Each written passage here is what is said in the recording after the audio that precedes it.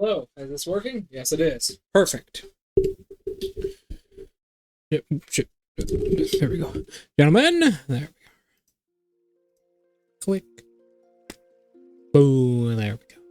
Yeah, it's working just fine. The microphone, however, is fucked up. Give me a sec.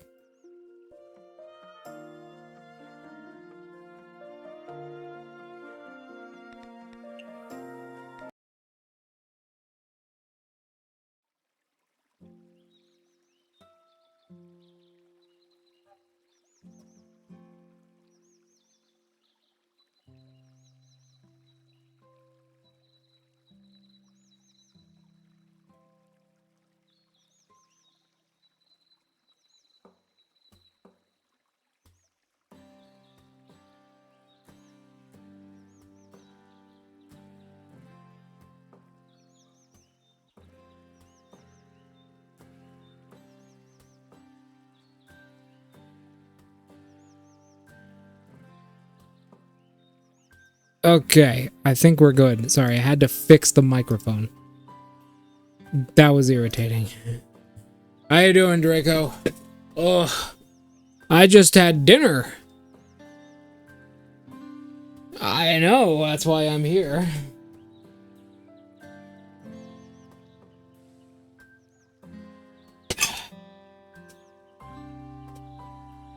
You know, one of my players, well, one of my DMs now, just texted me about Wendy's. Funnily enough, I had a steak with some hodgepodge, and then my grandmother came home and stopped down at my house for a second and gave me like a double mason jar filled with potato soup and a giant bowl of vegetable beef stew, and then 2 slices of massive pumpkin pie with whipped cream on top.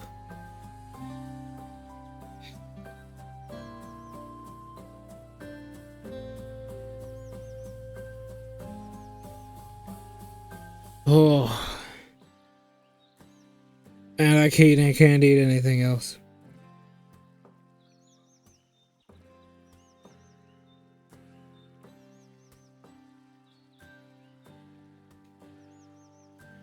So, one of my DMs just told me that, apparently, he tried Wendy's new sauce, and apparently it was so bad he'll never eat at Wendy's again, and it tasted like embalming fluid.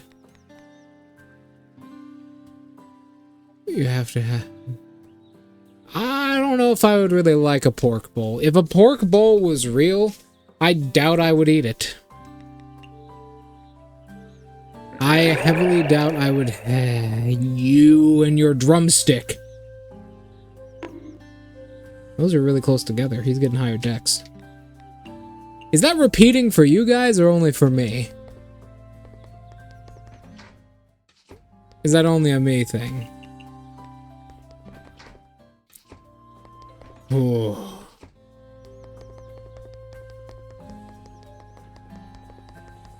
It's repeating all around, damn. Alright. Garden of the Sun. Who the fuck?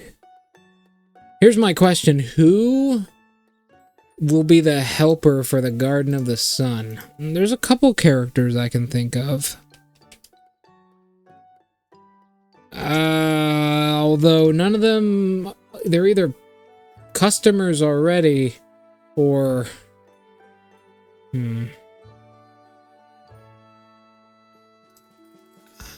I am unsure.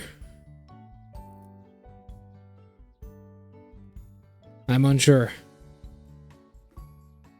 Maybe...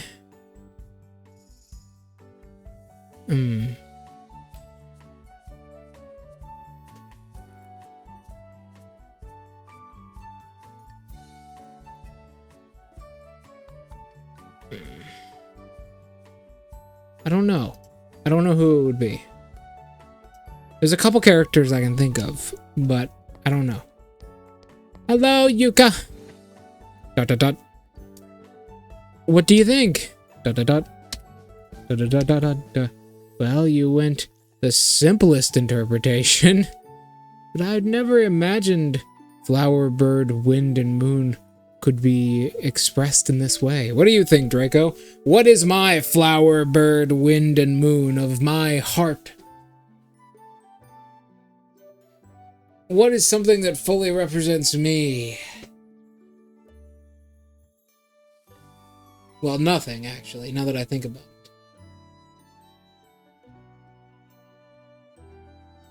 My very nature is to not represent anything. I think I may be my flower, wind, moon. My initial reaction was shocked by knowing this is an expression of your own making. Makes it interesting in its own way. Thank you, I'm satisfied. I really had to pull out all the stops for this one. And also, more than a few of my feathers. So this feather really was? Are you going to pluck your own feathers every time you make this dish from now on? Oh, of course not! I'll have to collect ones from the falling off nature. And naturally. You think, does Mystia prune? Does Mystia prune? Draco, we need to know. Does Mystia prune? That's a good question. That's a good question. Does Mystia prune? I would imagine she does.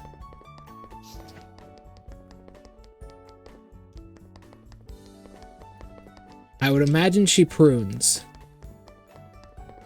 But with her mouth, or do you think she uses a brush?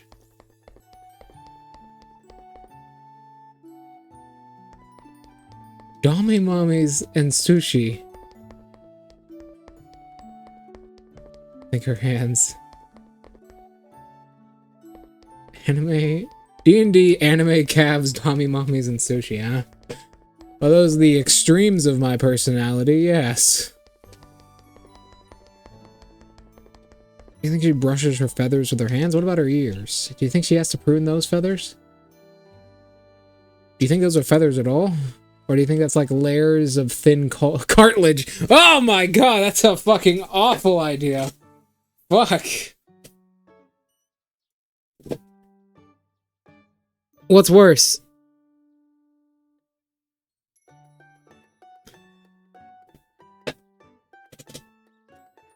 What is a worse idea? What is a worse idea? That is feathers that have grown from the sides of her ears, or that is not feathers, those are layers of thin cartilage.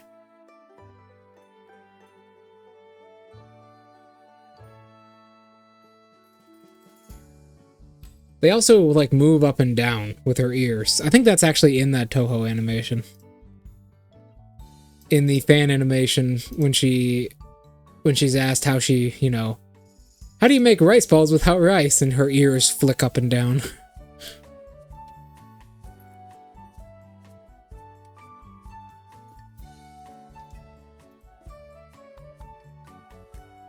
Her ears, like, bob up and down a little bit. It's adorable. Go to website. Ah, who the fuck?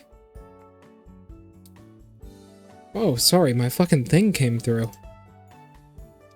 I got an ad? This is a oh, I listened to the entire 1 hour and 40-minute video. Well, that makes sense. I did not realize the video was coming to an end. Are feathers out over her actual ears? Are they?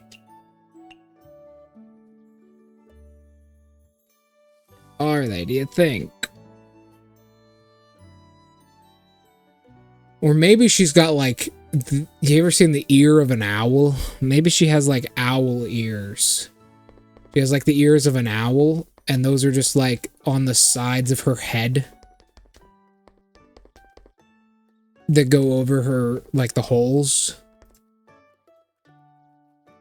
You know what I'm talking about. You know what I'm talking about. You know what I'm talking about. You know the curse shit I'm talking about.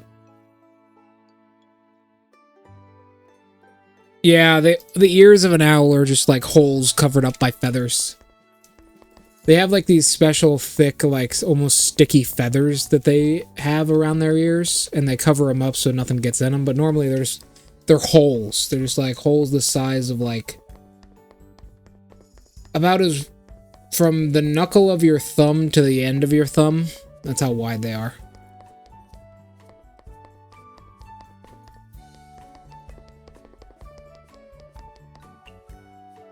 Imagine if Mystia had that. And those feathers were just there to protect her ears. Alright, we gotta go play dress up again to see Mystia's ears in each of the dresses. Hold on. And his massive, so probably not. It depends on your owl, right? Barn owls and stuff, probably not, but larger owls can probably reach that size easy.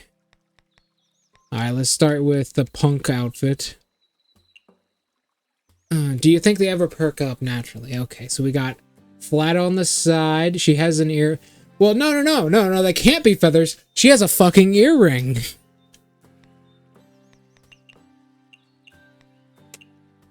She has an earring. She has an ear piercing. So that's not feathers. That's... What is that? Right there. What is it, Draco? Tell me. What are the mysteries of the bird woman? What is it? Answer me.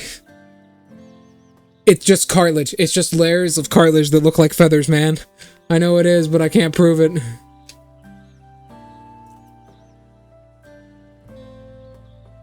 That wouldn't hold an earring, would it?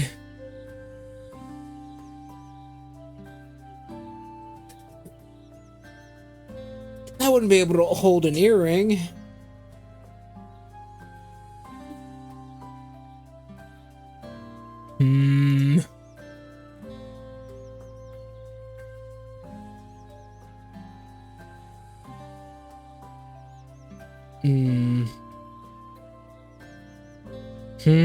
I don't trust it.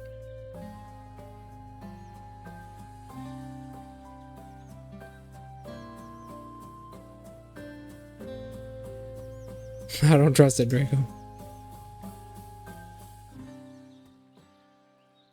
I'm looking at it right now and don't know where the lies start and the truth ends.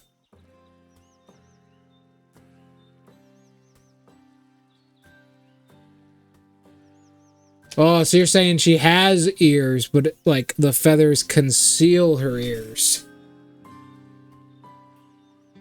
I see.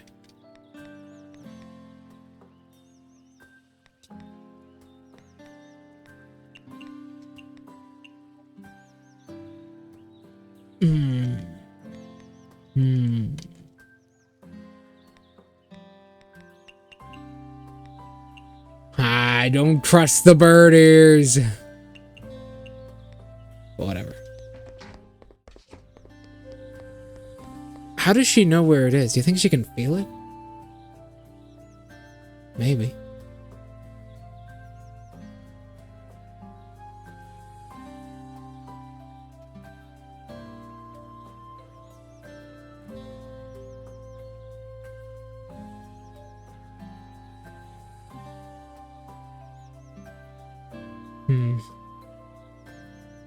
It's pretty big. Yeah.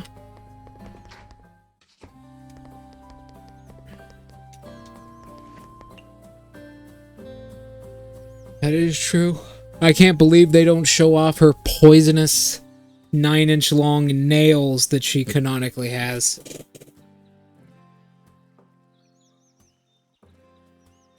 Mystia ads are starting in 50 seconds. Mystia canonically has fucking 9-inch long poisonous nails that she can extend and detract from her body.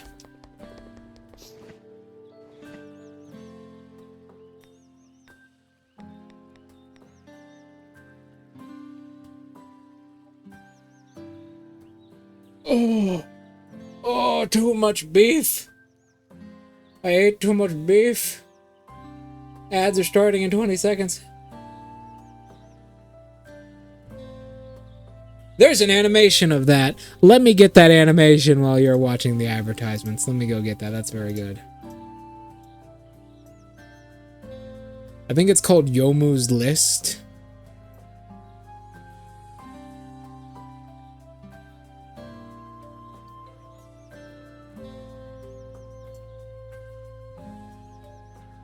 I believe it's called Yomu's List.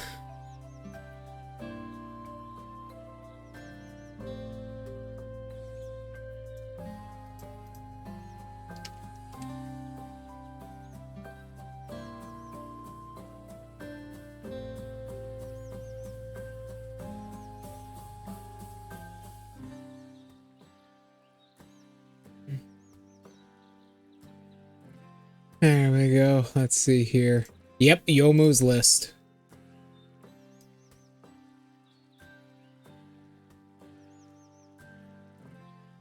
Oh god. Let me ouch.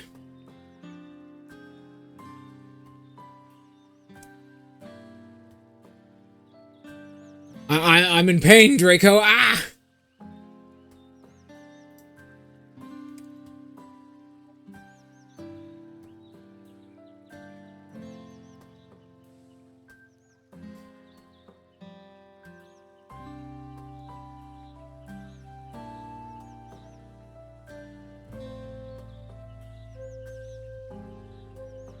Oh, sorry, I had I'm in a great deal of agony right now. Give me a second. Flat!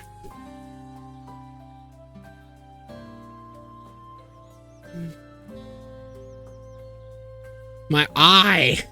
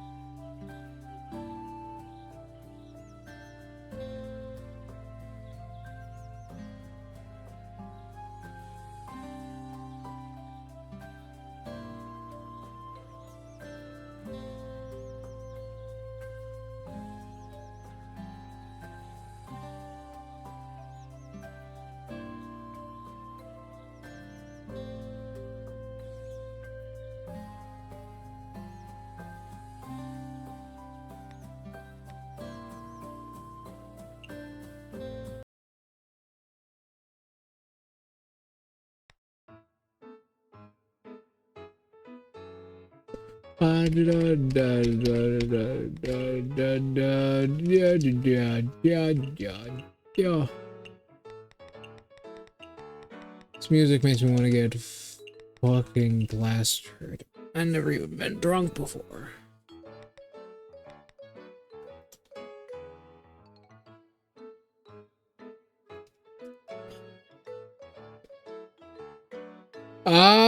Taco Bell. Huh.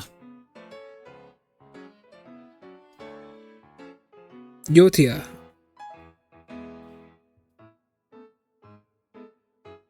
Yotia. Yoria. Yoria. Yoria. Ghost of Yoria. That's a game. Alright, welcome back, Draco. Officially. NBA ad, huh? Well, that's something.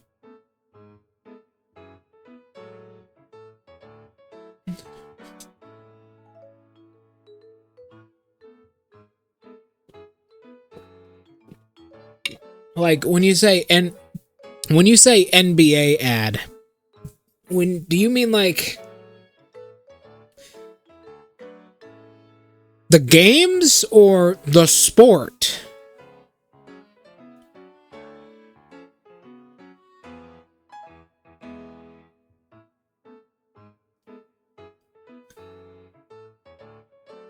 Huh, there you go. That's what I was talking about.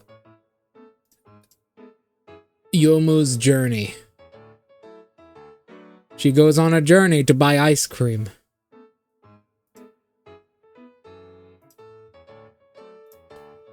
She goes on a journey to buy ice cream. It's amazing.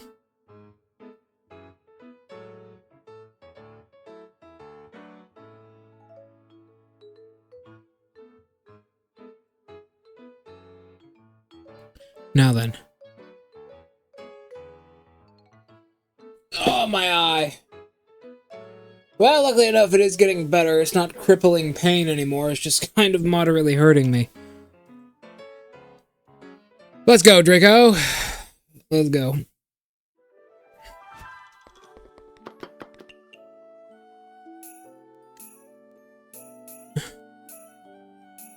Draco, do you dislike slavery? On a scale of 1 to 10, how much do you dislike slavery?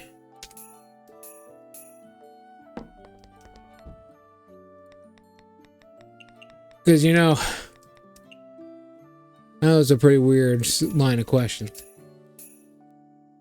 You know, my ancestors fought them damn secession traders back in the day, you know?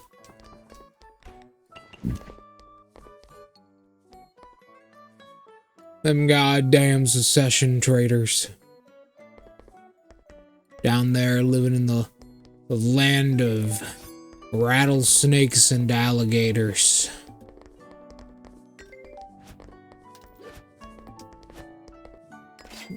Wriggle, are you possessed? No, Aku is possessed currently.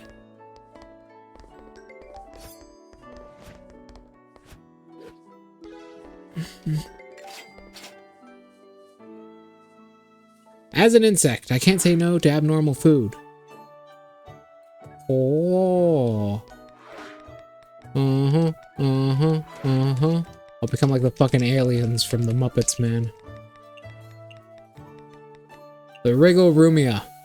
The Wriggle Rumia.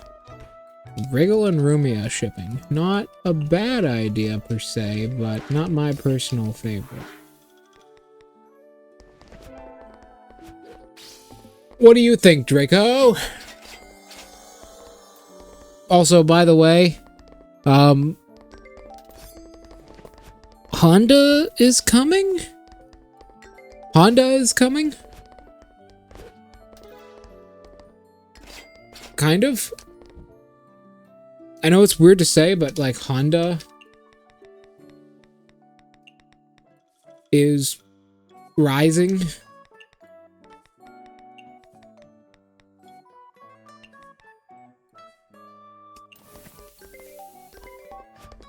Ratzilla. What the hell's a Ratzilla?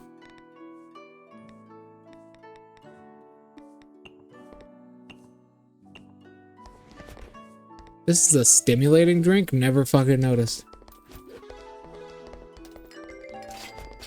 You come in here and you eat me out of house at home. Ratzilla.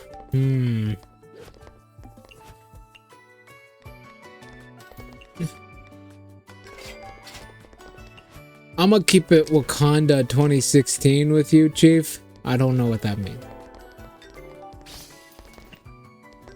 Ratzilla. Medicine, what do you like to eat? Signature fungus, small portion.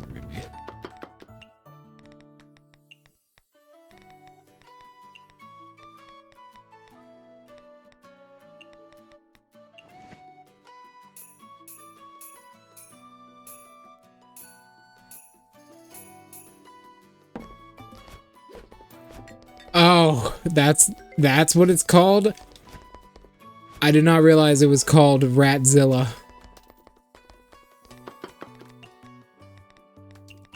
I've only seen that animation once.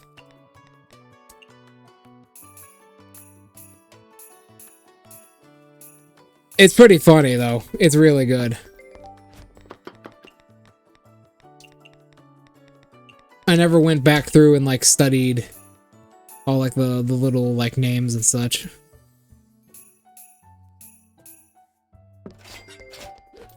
I called it that before burning the house. It's also really funny that Reimu doesn't do anything because the woman describes it as a rat but doesn't have the foresight to describe it for what it is. Actually, that being a giant fucking rat. With, like, armor harder than steel.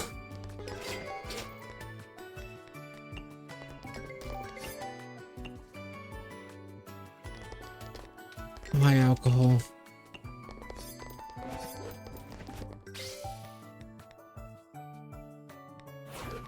God, I have to go through so many of these. Fungus.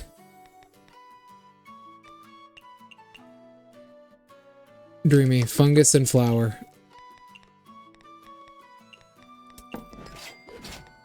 Take it, Marissa.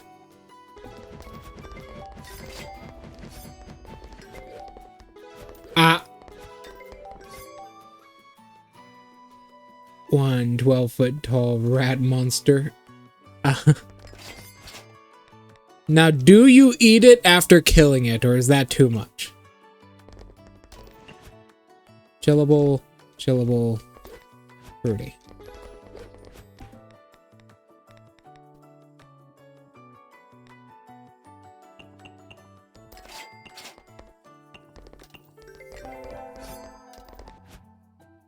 Bam, bam, bam! 3 in a row, baby!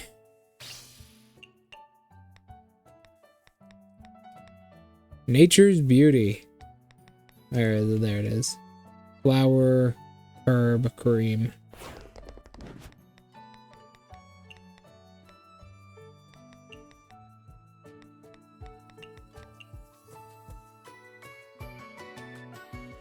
I would have to make rat burgers. How does rat cook? How does rat cook? Does it cook any, like, well at all, or no?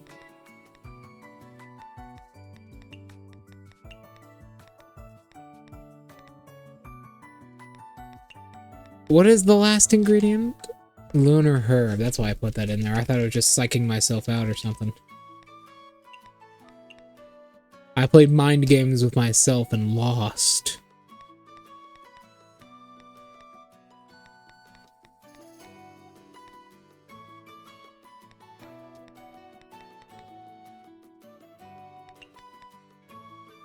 There's also a part 2 and a part 3.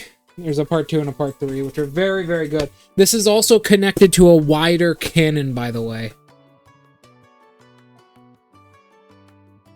Yeah, but how does it cook? Like, I just cooked bison. And I noticed it actually cooked a lot slower than beef does, and it's a lot softer than beef is, right? But how do you think rat would cook? Do you think rat would be a very stiff meat? I don't know. I don't know. Especially a rat that big.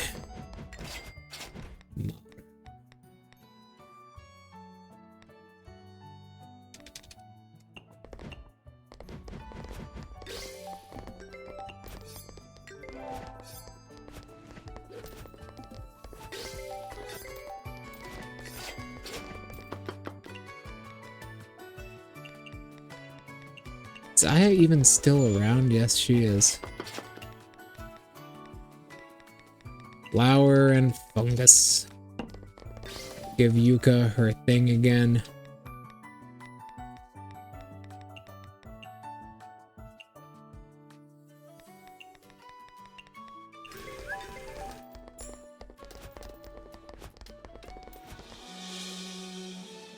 Alright, Aya, take your damn weird food.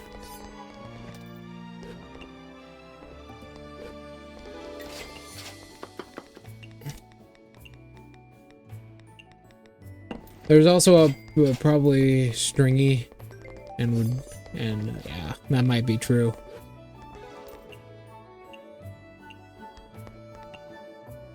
All right, chillable, bitter, modern, high alcohol.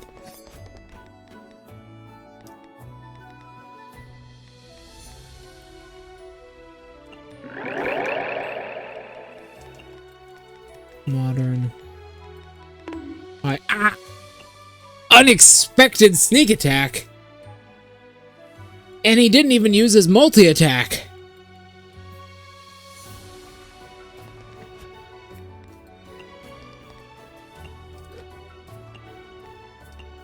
Let's get it, Draco. You ready for the triple? Nice.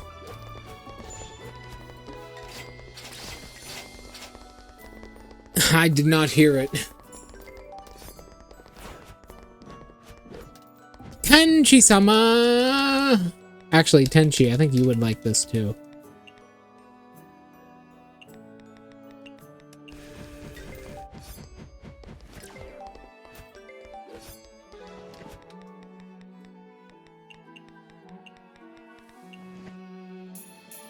All right. Let's play an arousing game. Oh, Draco, I wanted to ask you something, but I forget what it was. It was actually something really important.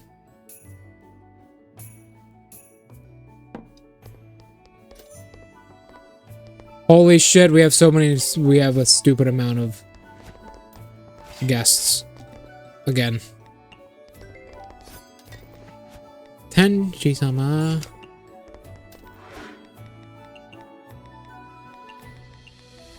It was something really important, let me think.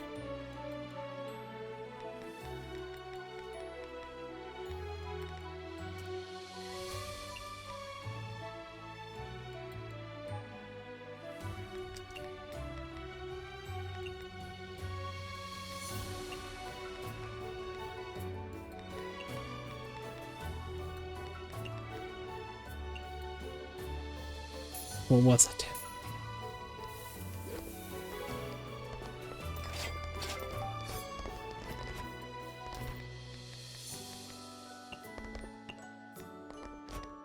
High alcohol Western Scotch.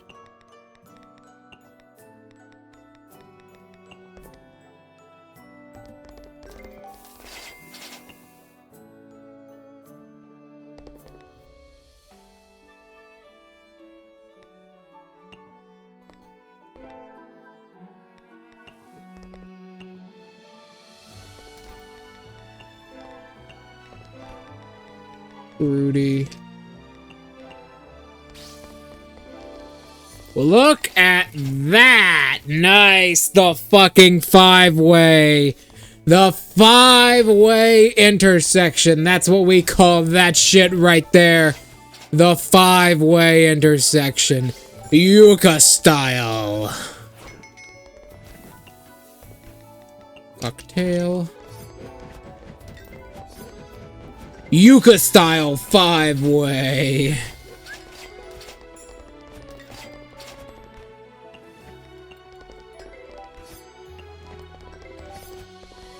Yuka style five-way intersection. Whoa.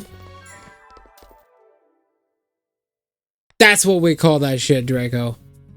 And despite everything, we made a net profit. Good, we need it. We spent a lot of money on Flandre. She's just so cute. I couldn't stop myself. I couldn't stop myself from spending money on her. I don't know what came over me. The dollars just flew from my wallet. It was crazy. Oh, you're ready? I didn't talk to you last time. Damn it, I'm a fucking idiot. Draco.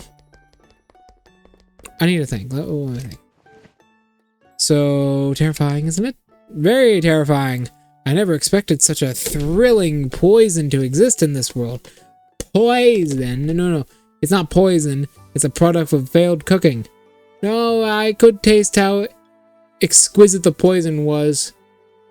Makes you feel like you're being swallowed whole and instantly destroys the nervous system. Damn.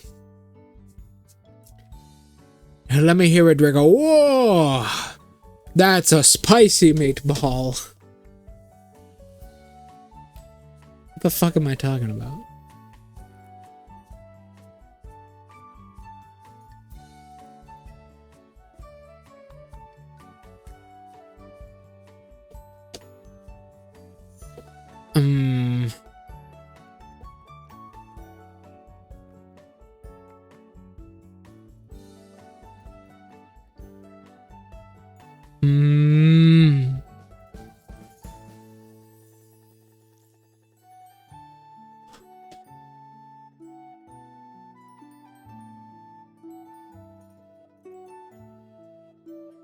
No, yes.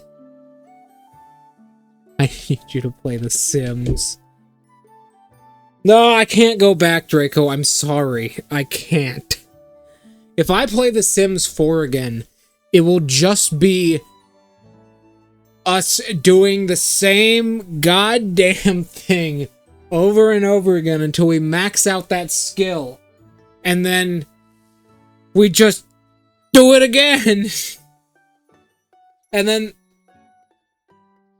House Flipper. How much is House Flipper? Like, how much is it on Steam? Because that sounds pretty interesting. That's Discord. That's not what I meant. Steam. How much is House Flipper? By the way, I'm working on a new video. I hope you like it. It'll be out probably sometime this week, hopefully. House Flipper 2. Or do you mean House Flipper 1? Oh no. Oh no. That's a lot of detail. That's an unreasonable amount of detail. You can even do the wallpapers. What? What? You can even do the wallpapers.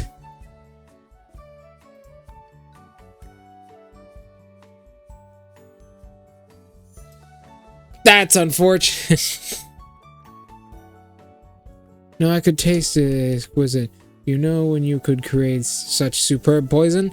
I've been underestimating you all this time. Well, I'll take that as a compliment. May I ask you for a favor? What is it? I wish to sample a Pantheor. That's a really rare word. No one ever says that. A plethora. I think I've used that word before on stream, though. And oh, my side. I ate too much. A lot of these streams are just me in pain from existing.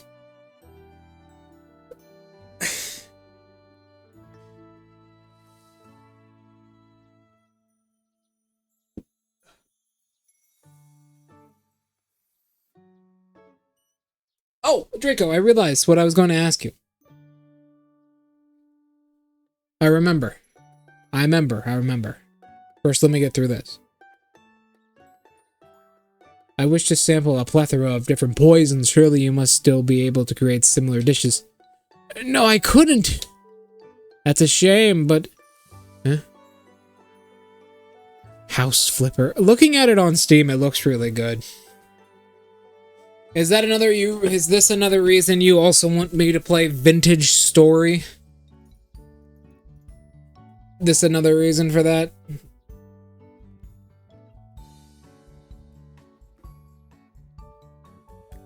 Another reason you want me to play Vintage Story? God. I played Vintage Story for a little bit. Unfortunately, my save file got deleted. Because I didn't have it on my PC, but...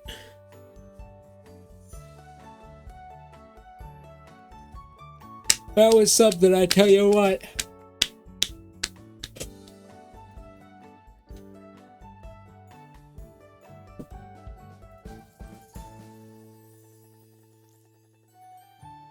I loved Vintage Story. I prefer Neanderthal mode, personally.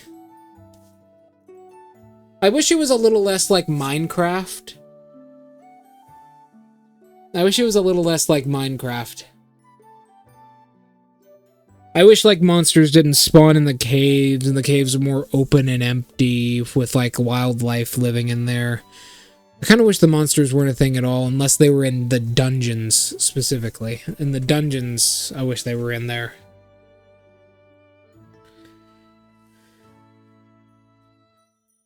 And I wish they were a bit harder, because you can kill them with, like, the base. It did? No, that makes sense. That does make sense. I wish they were a little bit harder, because you can kill a lot of the monsters with just, like, the base weapons, like a stone spear.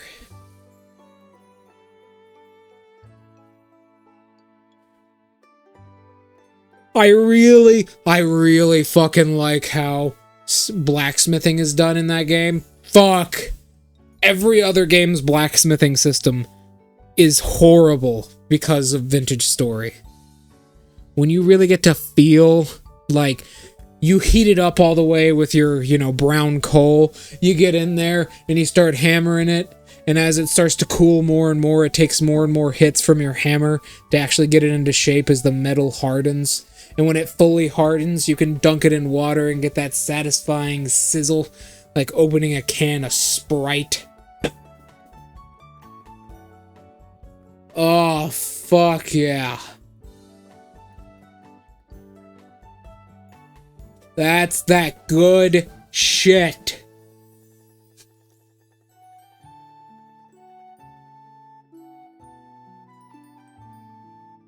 You can't, when you destroy something, it does have to fall off. You can't save metal scraps.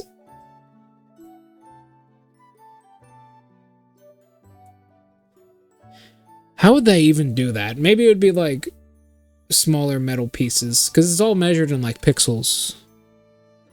It's a shame, but there must be a lot of poison ingredients in the world, right? Well, I know a couple of poison ingredients.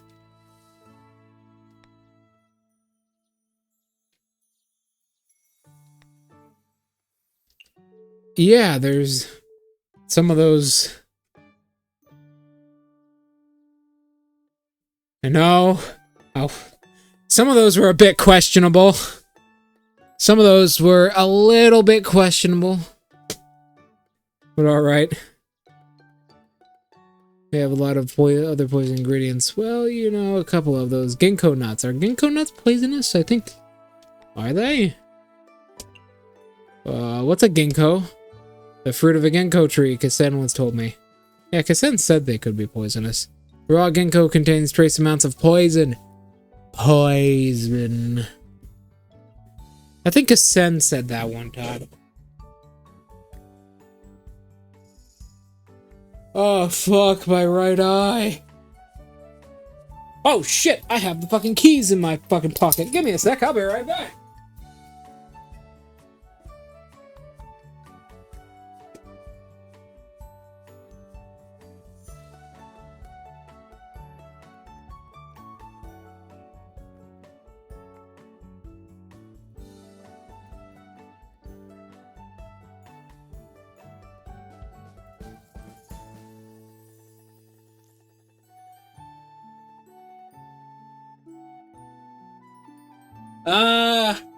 Hey Draco, remember, you might not want to, like, go near this one. She's literally made of poison.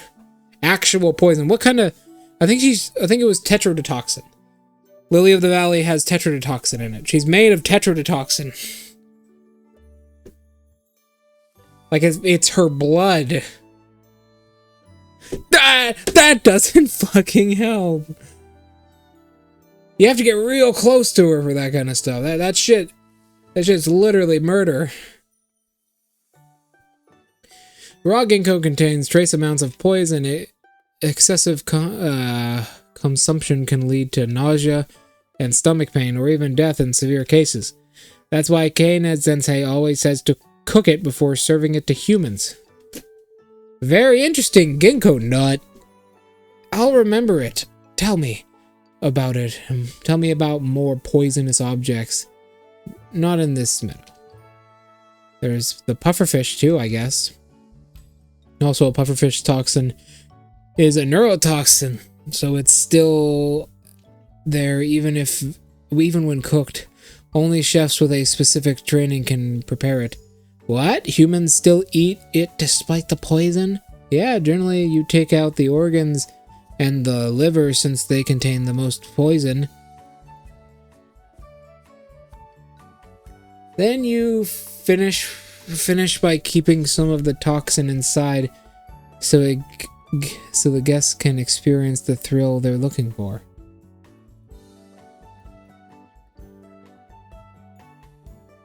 What the fuck?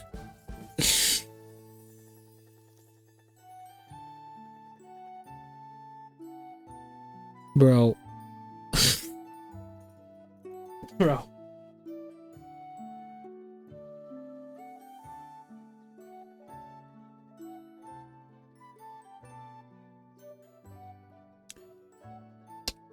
I love these sorts of humans. I'd personally eat the entire thing, liver and all. Well, humans that seek the thrill... I never get that. I never get that. The last smash. No, Draco, don't do it. It's not worth it. Nothing is worth it. Nothing is worth it. No king, nor country, nor final smash.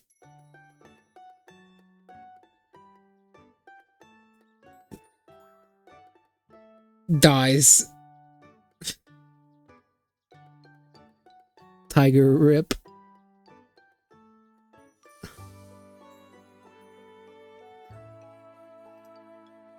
Tiger rip. I forgot to upload the new image. Let me actually do that right now. I've got a new image for a new emote. Since you guessed it was Kenshi, I've got one here.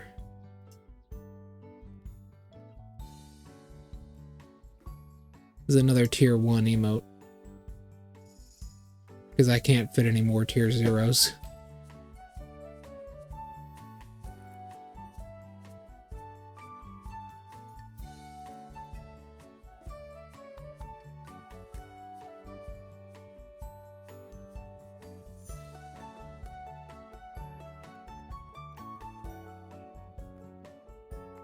There we go. It'll probably be under review for another day, but whatever. Well, humans that seek these thrills are expecting... what the fuck? Are the exception to the rule? No, I feel like that's pretty popular. Most humans tend to avoid poisonous foods. Some even talk about... well... compatibility. I've never heard that. What? Like ingredients that normally aren't poisonous become when mixed together. Stuff like how plum and eel should never be eaten together. That is true. That is true. That is true. Unbelievable. Could the apex of poison be poison cooking? No, it is, Mystia. Let me tell you about governments. Draco, are you ready for the poison? That's a crime we haven't committed yet. Poison making. Technically we have with the fruits of desire, but we've never really crafted any particularly potent toxins. Time to start completing the Geneva checklist.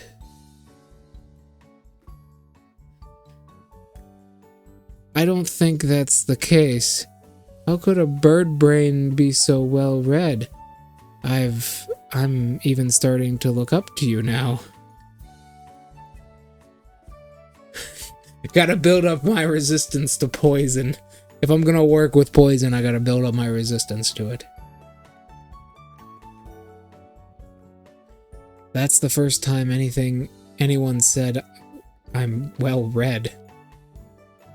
Lives are at stake after all. One wrong step and my Izakaya's toast, so of course I have to do my homework. Can you make every single dish you just said? You mean every dish? All of them. Well, an easy task for a bird brain as smart as you are, I'm sure. Well, I can hardly wait. Show me a whole new world of poison. You better take responsibility. Look at them eyes. I'll give it my best shot. Poison is the greatest cure. Look at her eyes. Miasma Garden. Look at her eyes. I love her eyes. I love her eyes. They're very doll-like. Lily is always by my side. We'll read that later. Right now, Miasma Garden. A hodgepodge of various poisonous ingredients.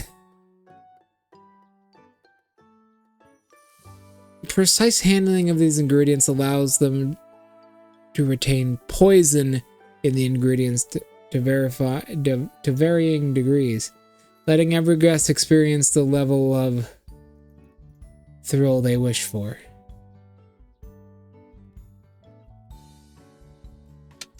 Unfortunately, maybe? Let me actually check. Does she actually have doll joints in canon, or is that just a fanon thing?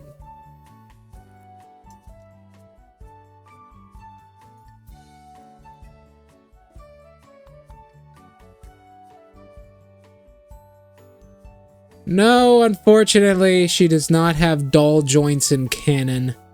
Only in fanon. She only has them in fanon. So no, her legs do not bend backwards.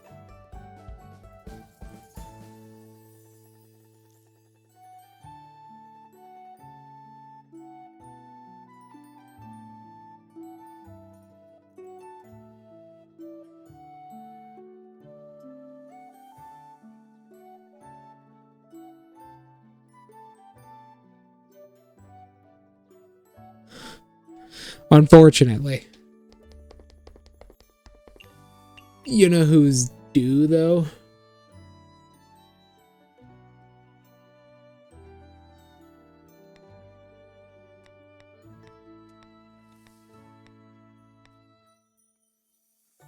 Mima here is ultra flexible, of course, but we don't talk about Mima like that. She deserves more respect.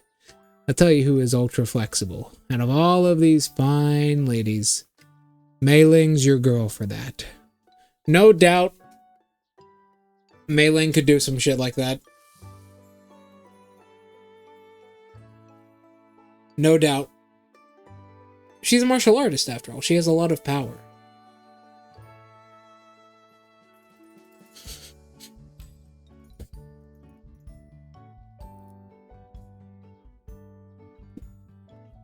I smell something.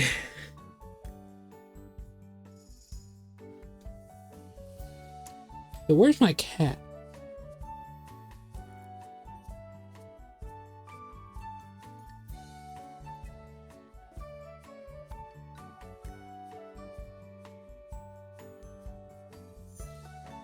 Break the Scarlet Devil Mansion. Who's another character that's like remarkably flexible? Suika. Her ability is to reduce the distance between anything.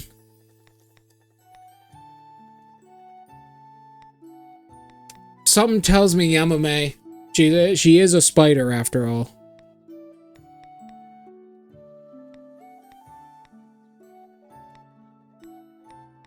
Aya could probably push the limit.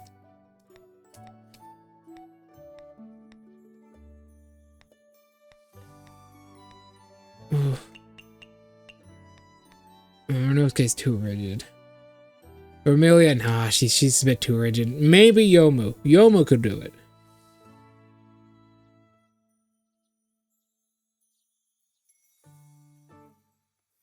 Yomu could do it.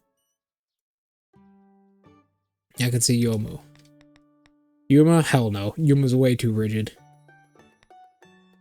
Koishi? Nah.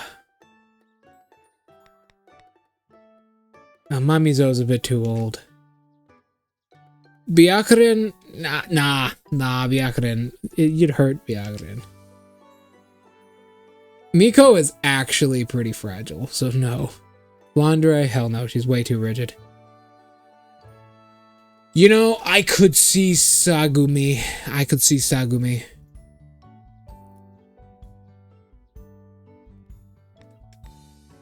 I could see Sagumi. I bet Erin knows a couple things. I bet Erin knows a couple of things she could... I mean, she's like, how old? 3.3 million years old? She's like 3.3 million years old, so... She probably has a couple tricks up her sleeve. She probably got a couple tricks up her sleeve. Now this is your flexible girl right here, alright? She's real slippery.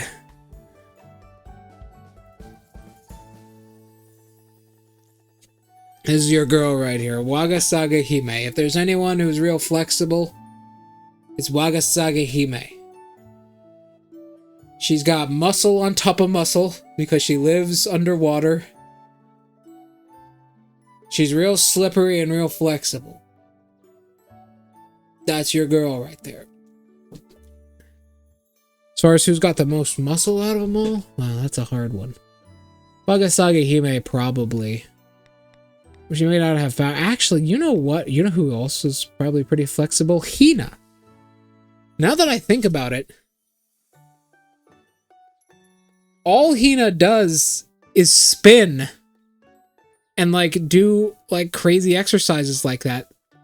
Hina might be mega flexible.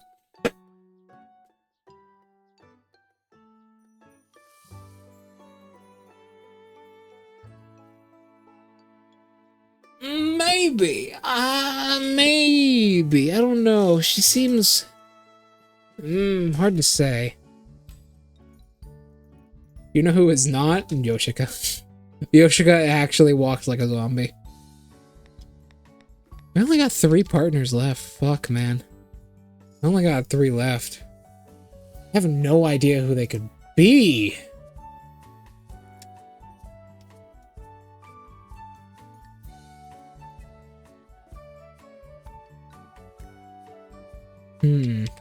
Well, I already know one of them. I know the final partner.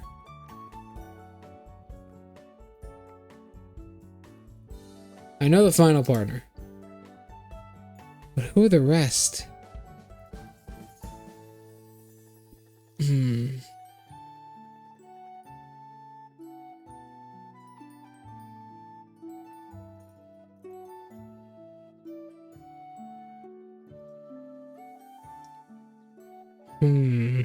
Hard to say.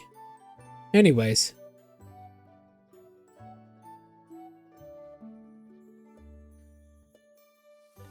Hold on, let me take a drink of water real quick.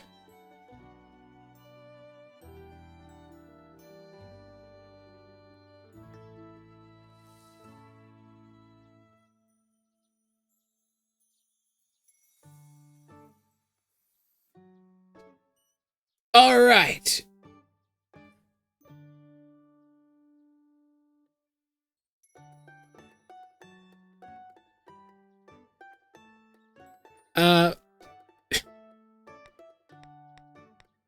Hina probably mega flexible. As far as the strongest goes, the hard one. Mei Ling's probably up there for muscle mass. Look at them legs. Mei Ling's probably up there on muscle mass. I could imagine Moko's up there as well. Momiji's probably got some mad gains, not gonna lie. She is a wolf girl with a sword, which makes her very, very, very popular. Yugi, of course. Yugi's up there. Yugi is clearly up there. So is Suika. Just Oni in general, really. You know what? Part of me feels like Oku might have some gains. But that's radiation poisoning. And that's deadly. That's very deadly. Yuka probably not. Yuka just has raw energy inside of her. She just has raw magical power. Even though when she is fighting, Yuka can't sleep. When Yuka fights, we see how she fights. She literally like fucking throws haymakers. Oh, Yugi. Yugi. Yeah. You know, all the natural born Oni have chains. Suika has chains. Kasen has chains on her one arm. Yugi has chains. All the natural born Oni have chains. It's a very Oni accessory.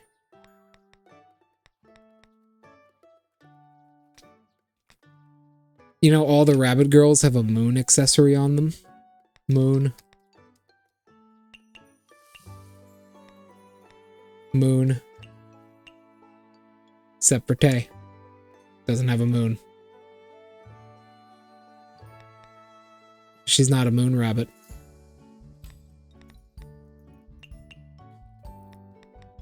Alright.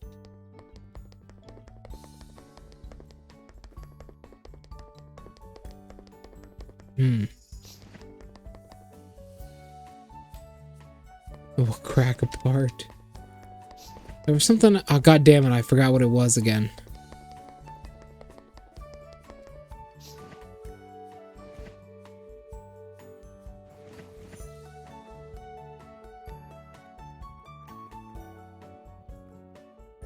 Who the fuck gave me a single piece of premium tuna? That is so rare. Normally I get like 20.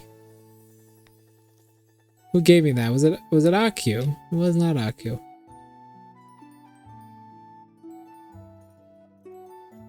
It was Moko. Moko gave me 1 piece of premium tuna. That is crazy. Normally I get like 20 of them. Damn. Shimmy gives me the goods. I'm going to smash them all so hard the planet will crack apart.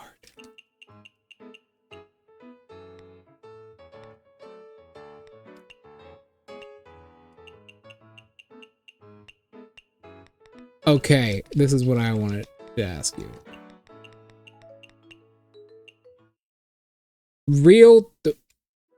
I think I asked you this before.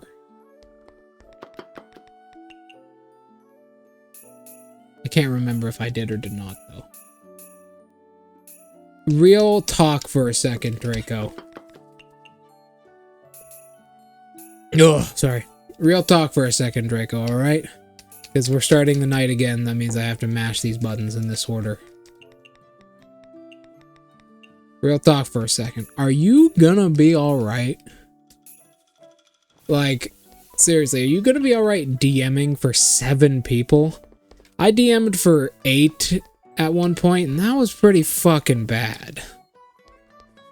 I exhausted myself every fucking session, man. Are you sure you're gonna be alright with 7? I mean, I'll try and keep as quiet as I can while we're playing. But 7 people's a lot. I know, I remember back to my original fantasy campaign. I think this was like 2020, 2019. I had 8 people, and that was exhausting. And you know what they say, 8 ain't that different from 7.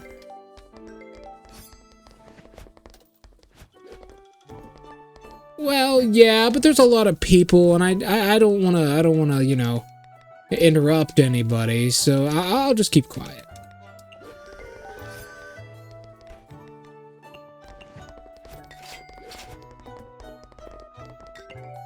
Yuka, okay. I need to learn your recipe.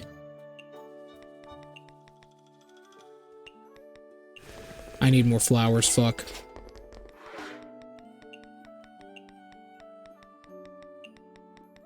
Oh!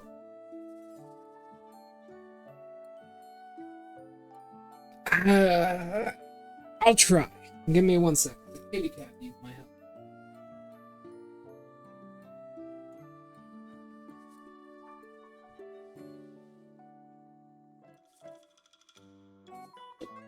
Yes?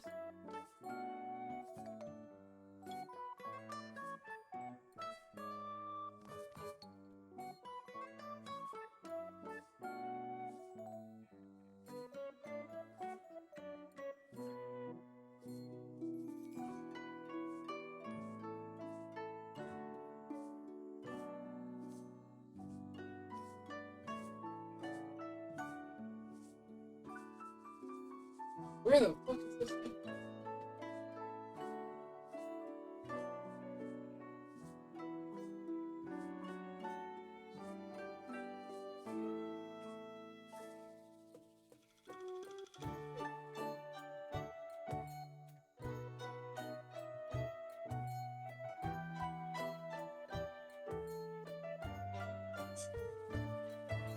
Come here, kitty. Oh, I have a kitty cat. Sorry about that. Ah! Are you drunk? What the hell? Why are you stumbling?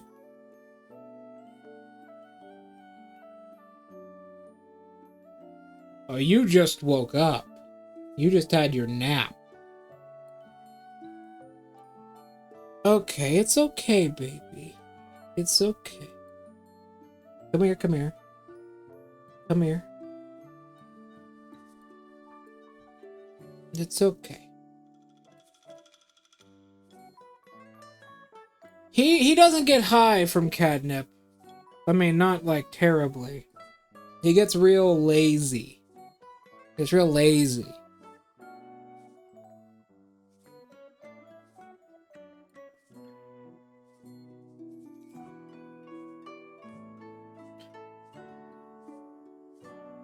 He just woke up, I think, because he's purring and he's real affectionate right now, and he usually only is when he wakes up.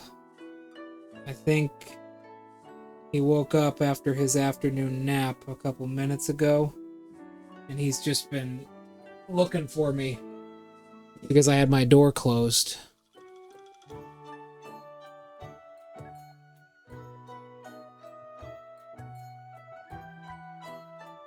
He's a good kitty. He's a really good kitty.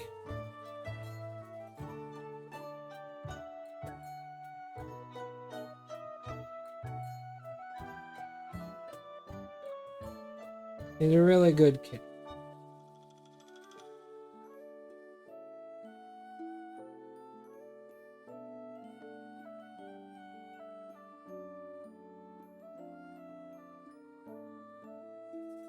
Good boy.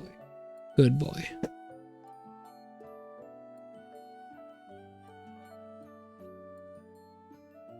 Huh?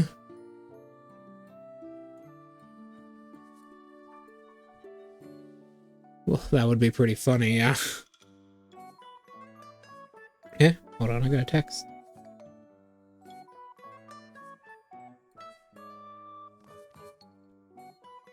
Okay. Where was I?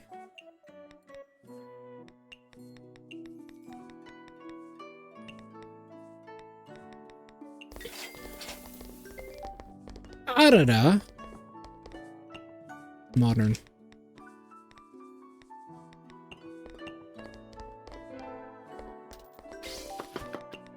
One character too many. It's Aya.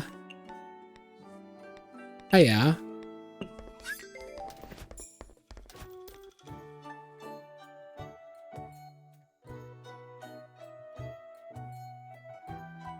Of course. Do cats? I don't know about my cat, but they might like fish. My cat doesn't. He likes poultry. And he's also a very picky eater. He doesn't like certain things.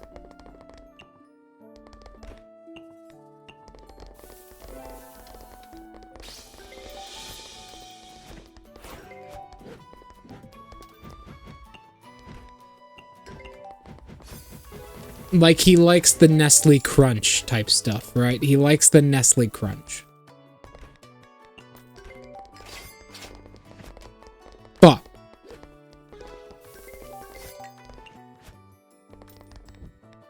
he likes the Nestle Crunch of things.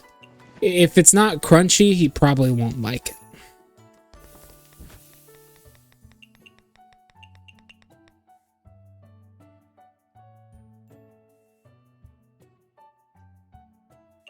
Frogs. I know where to get frog eggs from.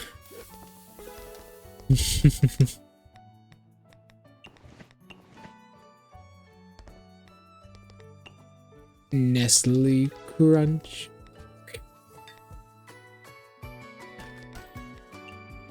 Alright, how do we make this horrible concoction of poison? I gotta fucking wash this pod really well. Pufferfish, lamprey, plum, and ginkgo nut. Lamprey? Not that. Pufferfish, ginkgo nut, and a plum. Top it all off with one of these. It's poisonous.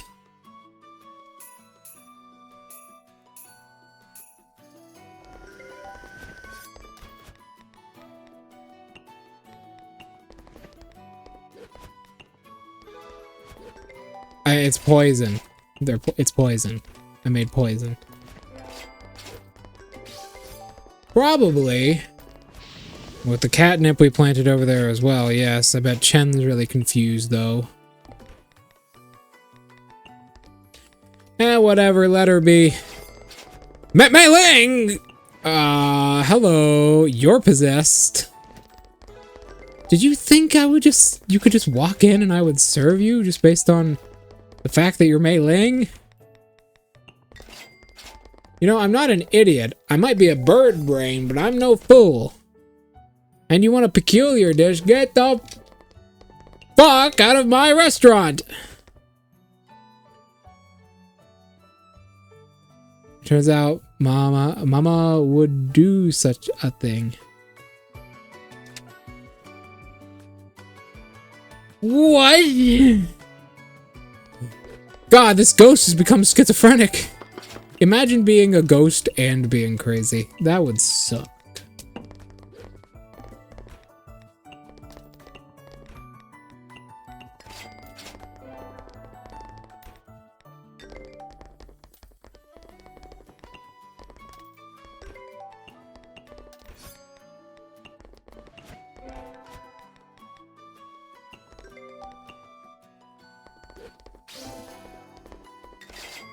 She was obviously possessed. Mei Ling doesn't like peculiar. She hates it. Why does she keep possessing Mei Ling of all people? Well, she doesn't do it too often, but of all people you can possess Mei Ling, it kind of feels a little bit obvious. Right? Neat.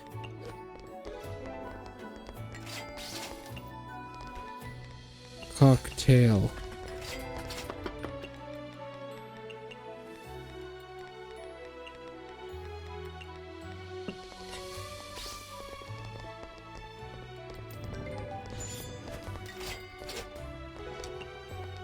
Scotch. Dragon waifu. It's happy hour at Mystia's Izakaya. No, it's not. No, it's not, actually. No, it's not. I should not use that term. It's not happy hour at Mystia's Izakaya.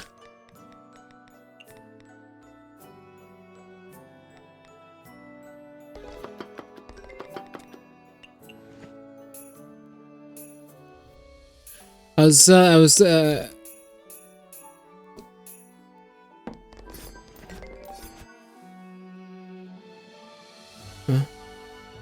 This again.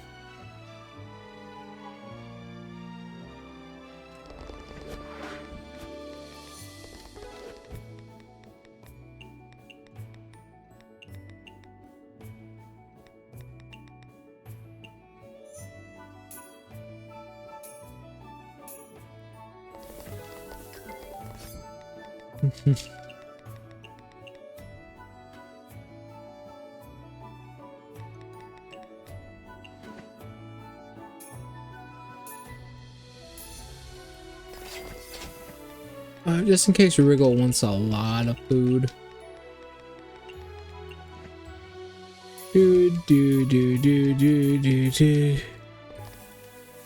Now this place has potential to become a hot topic.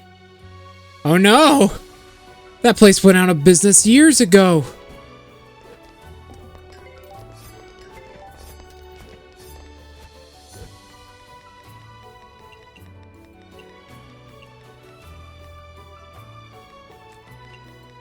When was the last hot topic? Are they still a thing?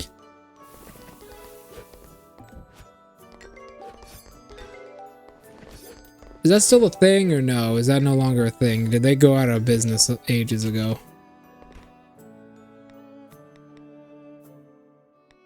I haven't seen one for years, man. Firefly phenomenon.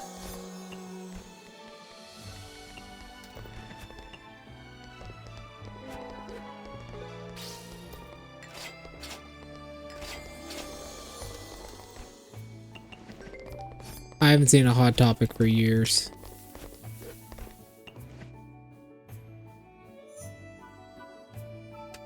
Did not know that.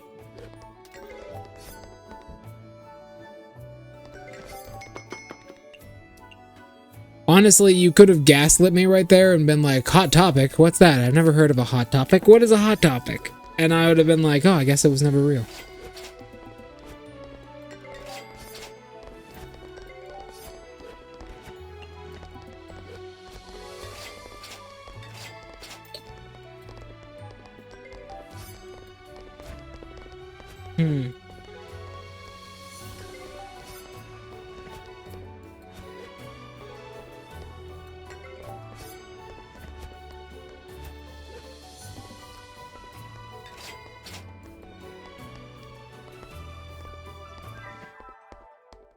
Yeah, I do. Thinking about it.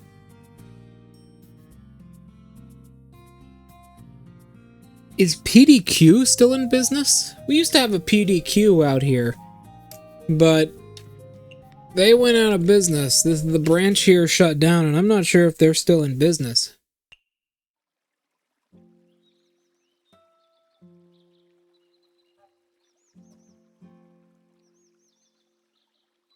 Who's missing? Mei-Ling. Hong Mei-Ling.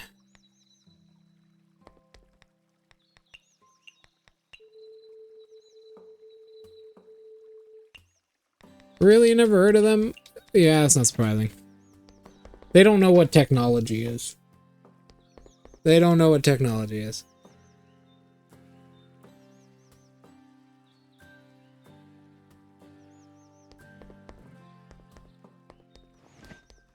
They don't know what technology is. They never heard of it. It's not real to them. Yuka-san! This is the only purpose in a flower's life. To bloom for another to admire. Everyone wishes to... That's an odd way to say it. Appear beautiful. Well, I don't know about that.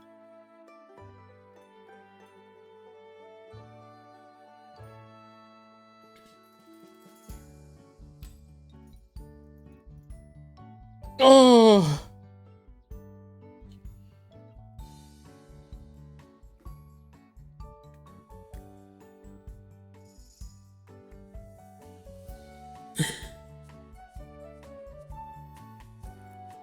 PDQ, people dedicated to quality. I didn't know if they were still open. We had one here a while back.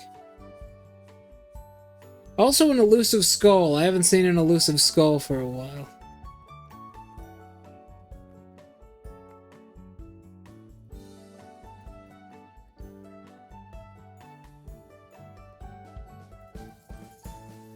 Are they still open? I don't know if they're still open. God, blood upon blood. I think it was like a Halloween store. It was a Halloween store on the East Coast. In places like Florida and such.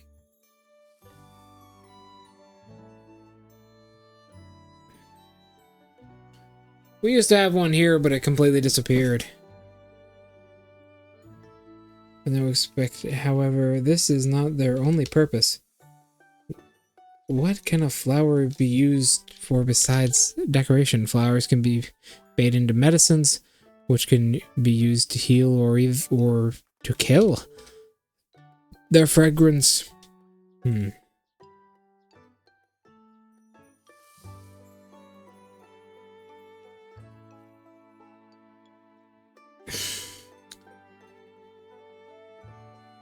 Character idea.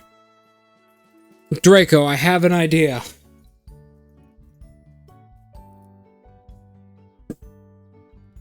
I have an idea. All right.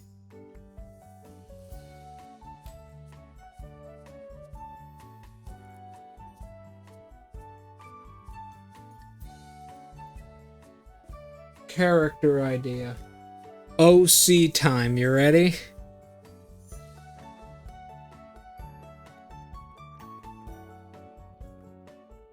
Give him the most generic. I had another idea. Different character time, alright? Okay, this one. Give her the most elusive Japanese name ever. Give her a name like fucking Mishira Gakami or something like that.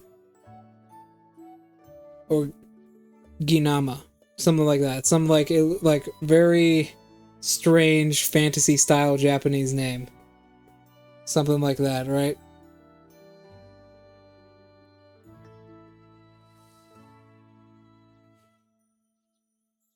You do that.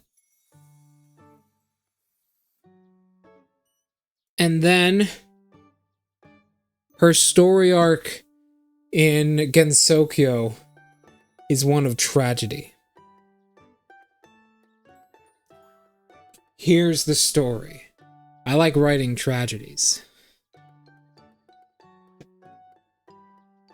I really like writing tragedies.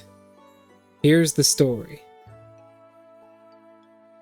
So, it's Gensokyo, right? Our protagonist, she hears about all of the great and powerful sages. The great and powerful sages of Gensokyo. And grows up dreaming about holding the weight of the people of Gensokyo in her hands. Heavily led by, I think, Kasen. People like Kasen and Kana. People who are positive influence on young people.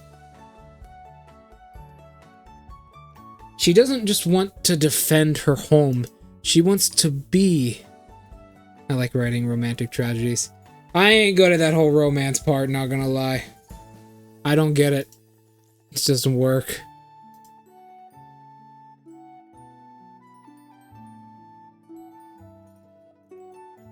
But... where was I? She doesn't want to just defend her home. She wants to be someone the people of Gensokyo can look up to.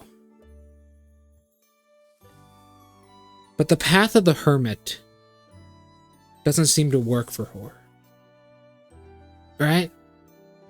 She's not that kind of person. Maybe we even have a chapter where she tries it. She tries the path of the hermit. Maybe trying to be taught by Kasen.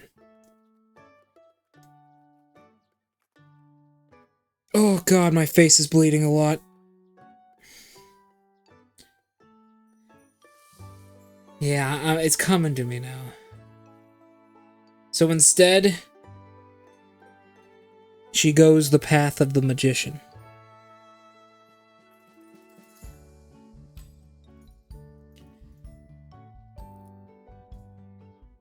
I'm seeing it. I'm seeing a little story creating in front of me.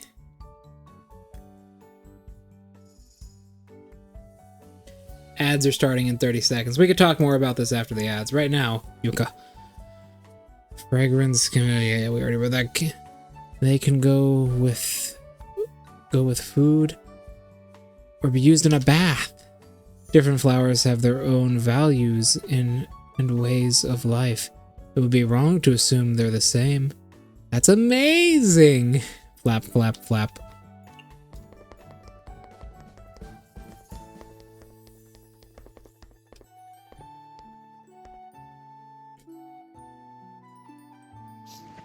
Flowers. I actually do need to pick up a fuckload of these things. Come on, Draco, let's go flower picking.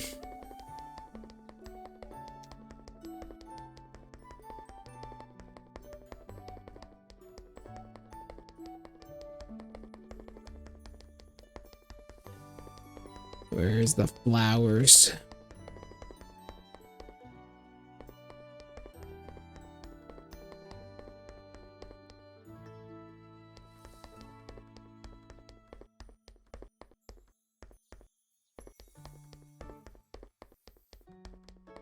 I think that's it. I think that's all the flowers.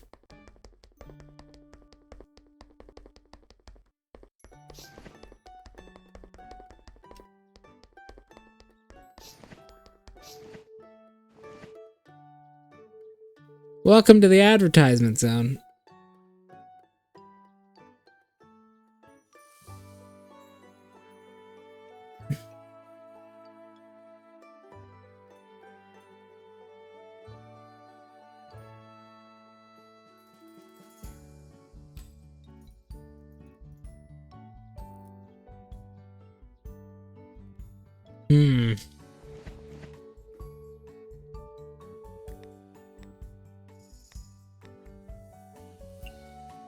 Flowers of every kind. While Draco's watching advertisements, I'm gonna prepare a little feast. Again!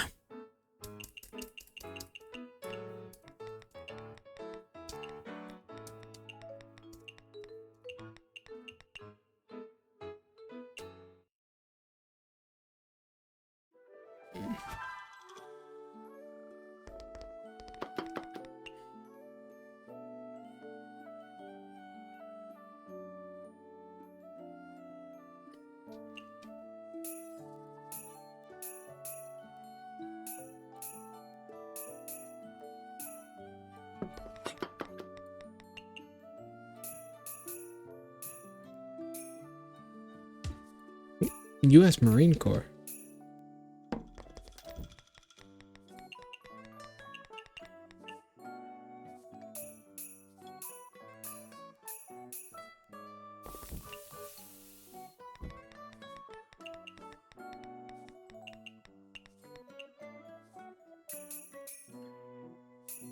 So strange.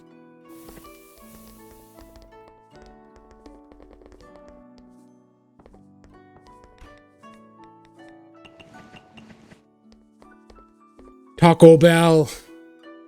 Sometimes I have to run for my life. Why is that? Taco Bell.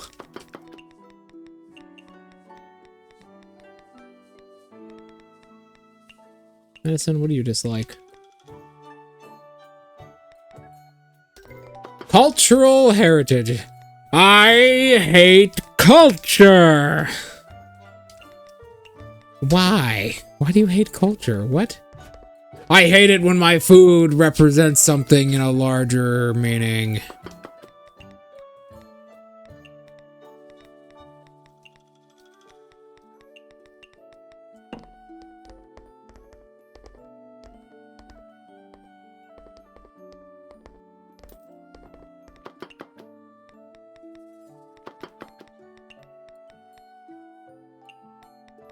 I hate culture.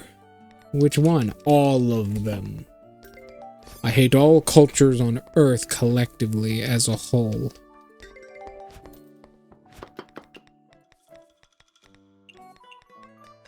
But I fucked your dad. What? And now I'm going to fuck you! What? By the way, they're not dating. Not dating, nope, not at all. Why would you ever think that? Why would you ever think that they're dating? God, people must think I'm a fucking idiot the way I talk. Holy shit.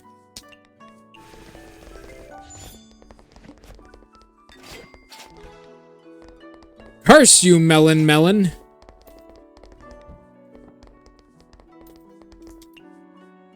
I fucked your dad. And now I'm gonna fuck you. Fuck you. Well, I fucked your dad. What? And now I'm gonna fuck you. What?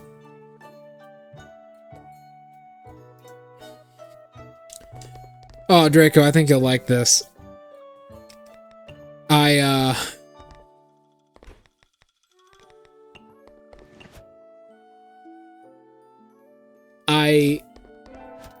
I'm straight.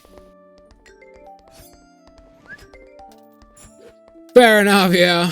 I found something hilarious that you might like. So this morning I was recording for the new video I'm putting out soon. And it's going all right, right? But I kept dropping like actual thousands of frames for no reason. And I'm like, damn, that's weird. What's going on?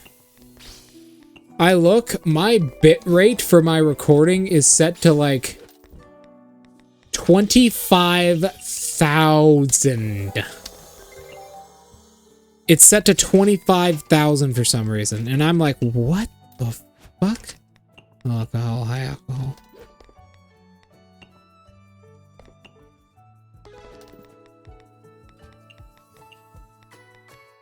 It was set to a ridiculous number.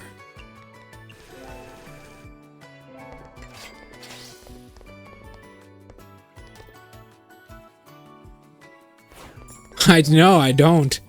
It was just set to that for some reason, and I was like, what the fuck? What's going on? Why is this like this?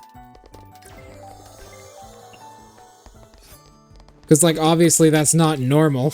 I'd have to have, like, a space-age supercomputer to record at 25,000 BPS.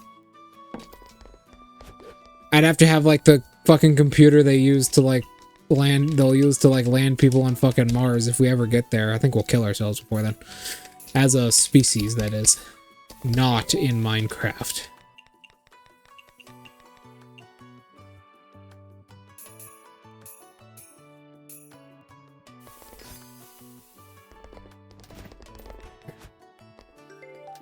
Yuka. Aya. Wriggle.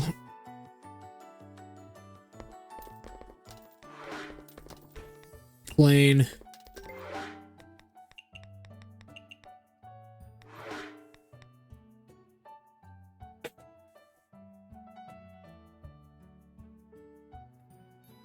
You know what, Draco? Because Alice is in the room, how about I read a piece of Alice's script from Embodiment of Scarlet Devil for a Busy Person. All right? How about I read a piece of Alice's line? Some of her lines from Embodiment of Scarlet Devil for a Busy Person. Are you ready? Okay. So, scene. Scene. Alice's house. Aya Shimaimuru steps in, wielding her camera like a weapon. She sees Alice,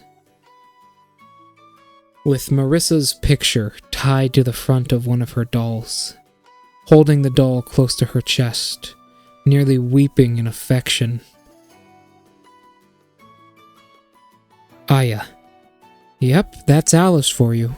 Attaching Marissa's photo to one of her dolls and loving it with all of her might. Alice takes notice.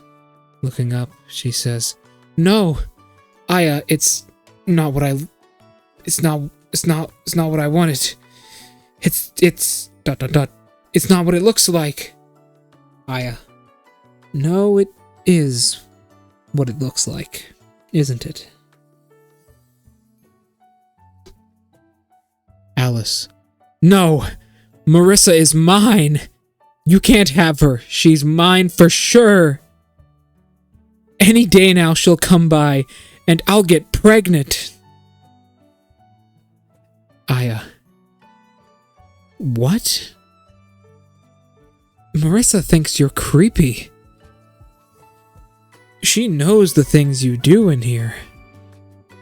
Alice. I get it. You don't like our love. Well, I'll just turn you into a love doll too. Aya.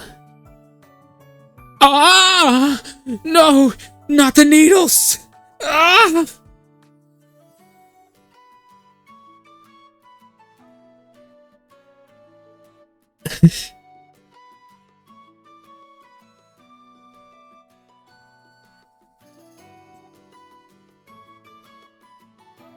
Am I now, Draco? Am I? I wonder why.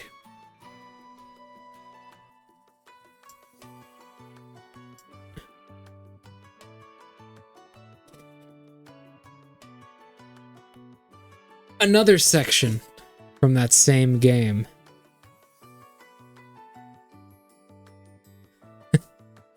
Another section for that same game. No! That face! That face! Don't make that face! Aya. I like the way you look, baby. Oh. Oh, I am echoing slightly. Why is that happening?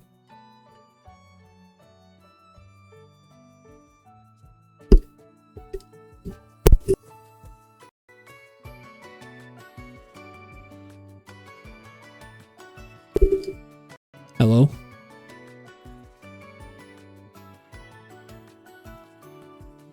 Are we good?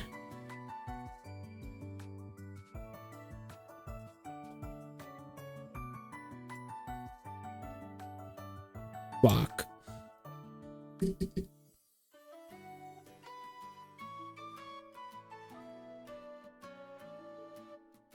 What's going on here? Let me listen to this real quick. Let me listen to this.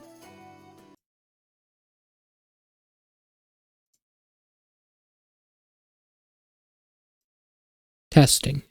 Testing. Testing. Testing.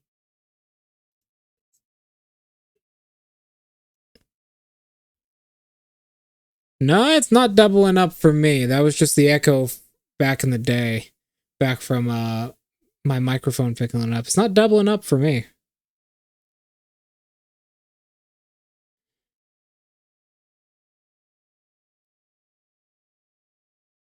Huh.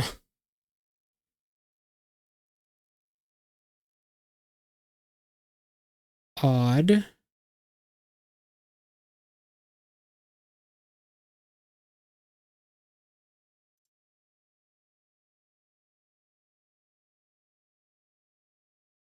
Yeah, this ain't doubling up for me. It's fine.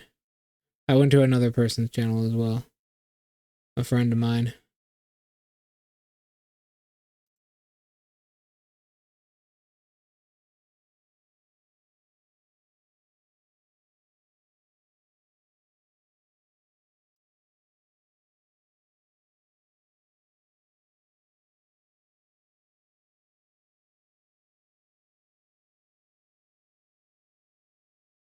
Okay, hello? Hello? I just fucking reset the entire microphone. Like I just clicked hit reset and apply to my settings again. There we go. That work? I think your Twitch is just fucked up, man. Now then, I shall continue. I like the way you look, baby. Alice. No, don't take pictures. No. I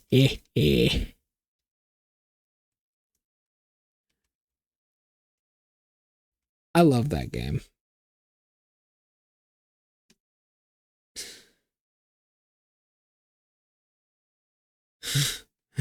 It's a very... by the way, the game is not lewd at all, but it has a similar art style to this one too, but I shall continue. The end is coming, said Aya. Alice. No. No. I'll get pregnant for sure.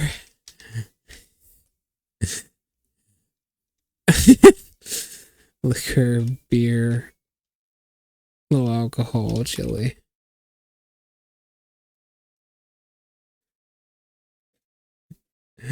Ah, the end, Aya said.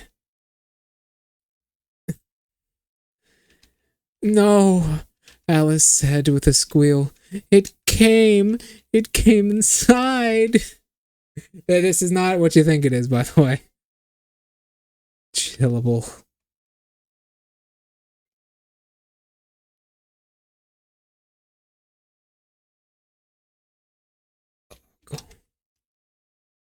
This game is not even slightly lewd, I promise.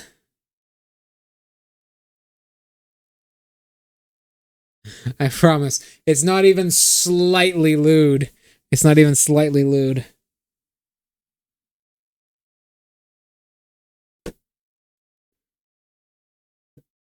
Not even slightly. It's just a normal game. It's a comedy. I promise. It's a comedy game. It's satire, okay? It's satire. I promise, bro. I promise.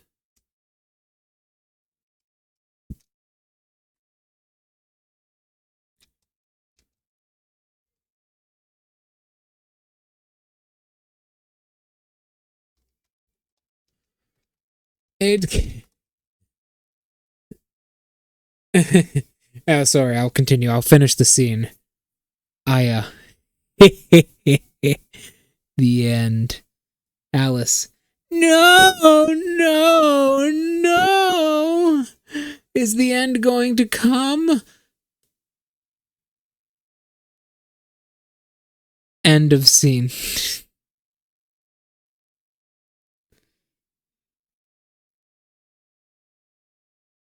I shall now quote Aya shortly beforehand. What's that over there in the library? Oh, it's just Marissa and Patchouli trying to sterilize Alice.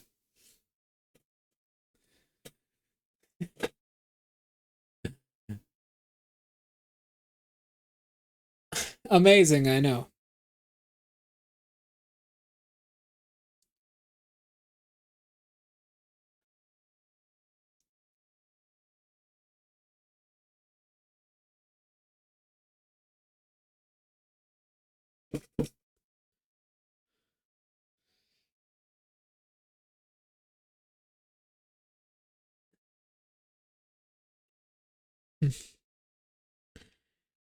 You think that's good? Wait till you hear Flandre's fucking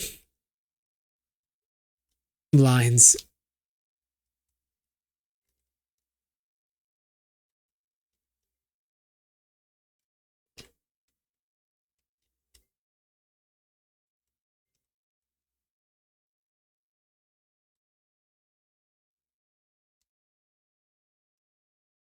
It's good. It's a good game, man. It's a good game.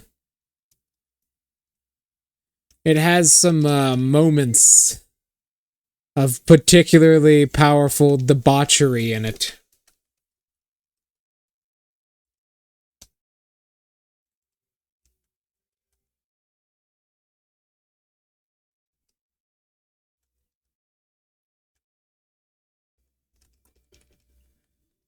There's this one scene where Aya's like, "Damn, it's really cold. Well, you know what'll help me warm up? Taking off all of my clothes." And then she takes off all of her clothes, and her sprite is literally just a shadow of her. Here's another good quote from this game. So Reimu says, "Sorry." It puts the lotion on the skin. It puts the lotion on the skin, or it gets the hose again. It puts the lotion on its skin. Western beer, high alcohol. It puts the lotion on its skin, or it gets the hose again.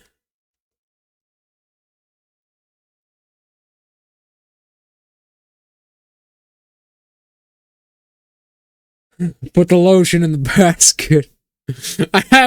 I so badly want to do some shit like that in a D&D campaign one day. I just want to trap somebody in a fucking hole like an orc. I want to force an orc into a hole and just like lower down a bottle of hand lotion and just be like, it puts the lotion on its skin or it gets the sword again. And put the lotion in the basket. And then I wanna put on lipstick. I wanna look down. I wanna say, "Would you fuck me? I'd fuck me hard."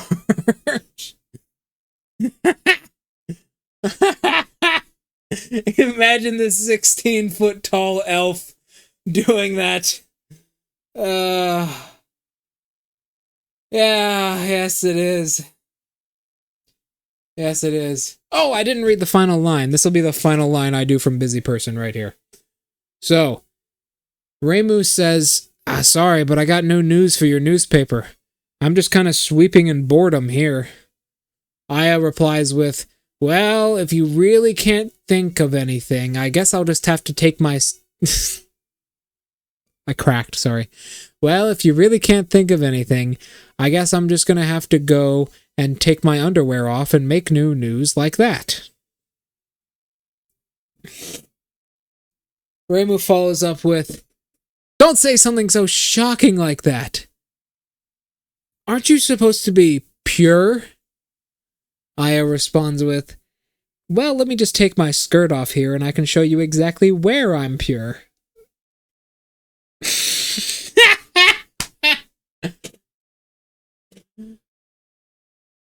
Oh my god, I've only seen highlights of that game, but it makes me want to play it so bad.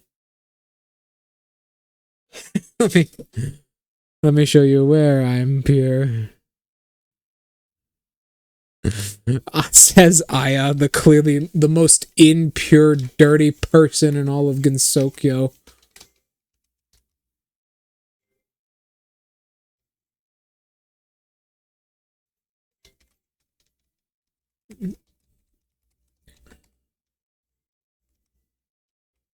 Oh my god.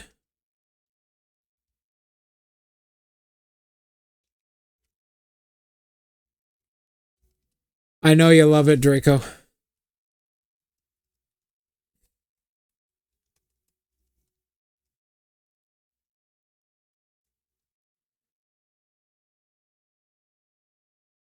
Game audio is gone. Why the... what the fuck? Negative 502 decibels. There we go. I put it back to normal. What the fuck? I think I touched something. That's the second time OBS has just had like a crazy ass weird number today.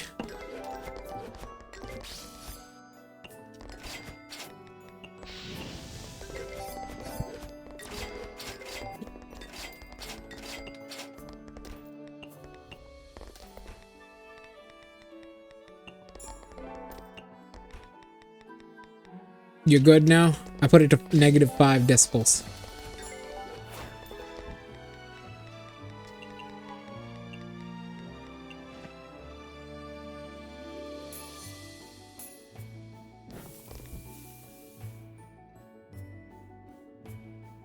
Oh man, that is such... I'm not gonna lie, Silence of the Lambs is really fucking good. It's a really good movie. It's just creepy enough, but there are so many good scenes from it. Okay, good. There's so many good scenes from it. I almost did that to somebody. In the game I play on Sundays, we had an orc. We had an orc encampment. And I buried, like, the orcs made a trap that was like a deep pit. I'm having an old friend for dinner.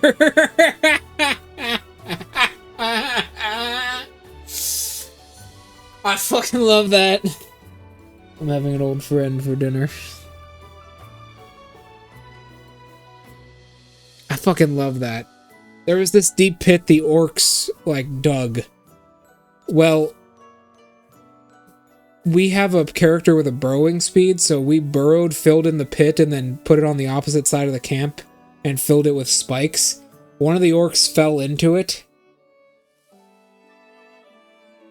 But he died. He took 24 damage from the fall and the spikes. I was so badly wanting to do that. Speaking of, I actually had a dream of your campaign like that one time. This was a couple weeks back.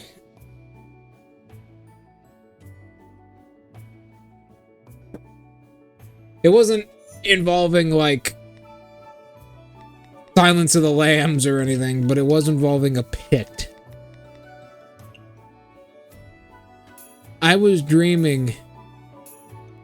So, I was dreaming that... So, first of all, the entire party was... It was right after you told me we had an Eladrin. It was an Eladrin, and then 3 gnomes, and a dwarf. It was 3 gnomes, and a dwarf, and an Eladrin, and then my character.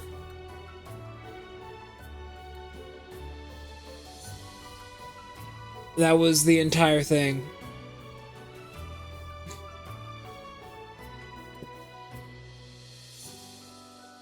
Which, first of all, 3 gnomes is weird. Gnomes are a really weird race in general, I'm not gonna lie.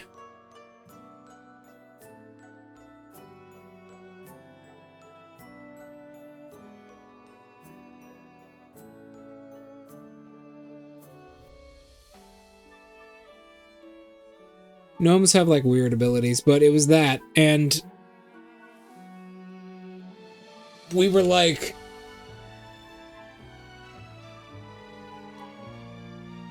It was like 2 sessions.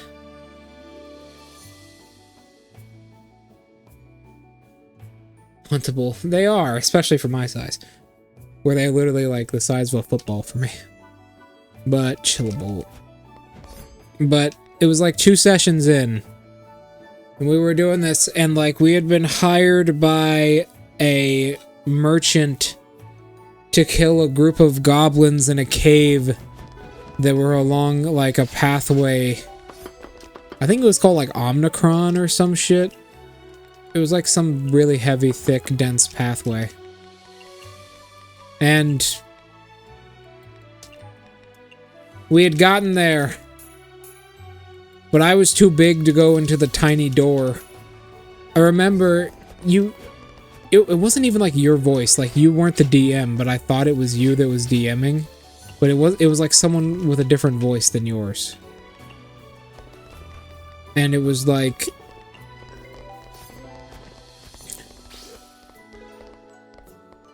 They were like, yeah, you're just too big, the door's too small for you, it can't fit in. So I'm like, alright, well, I guess I'll just wait up here, guys. And then they started doing the dungeon. And then they got into like this big, massive, like 50-foot room inside of like this massive hill, and you were like, you could hear them. You could hear them underground screaming in pain as the goblins kill them. And then I was like, because I saw like everything happening in my mind. Like, I could hear the narration of the story, and I saw what was happening in the world itself, right? So I was like, okay, I take my maw.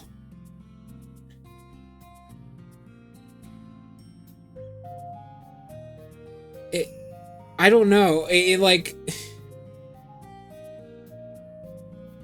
It didn't sound like you. Like, the DM did not sound like you.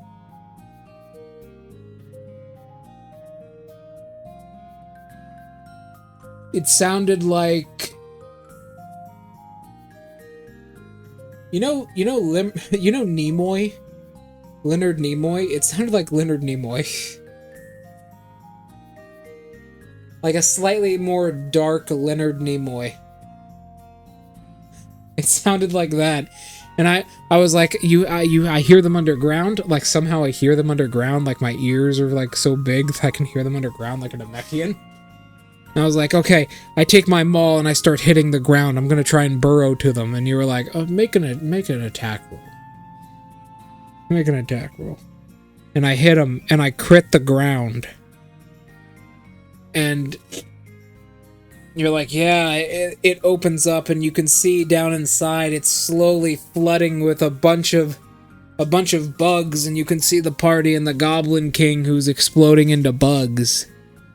And I'm like, okay, I'm gonna roll intimidation because I just broke a hole in the ceiling.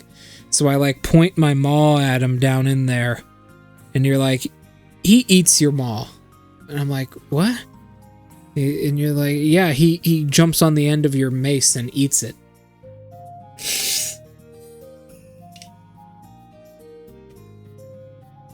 And I'm like, what?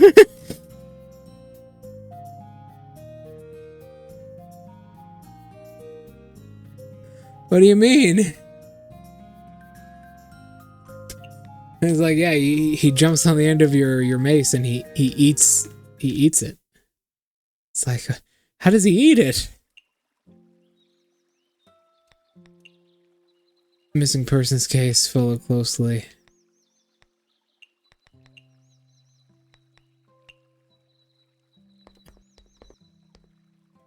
And you were like a chicken wing, and then I woke up. It's like a chicken wing. And in my head I visually saw it was like a Looney Tunes character. This like tiny green man with bugs all over him. He's completely fucking naked and he's like kind of fat. He jumps on the end of this big hammer, and then like a Looney Tunes character, like a cloud of dust, works his way up the hammer.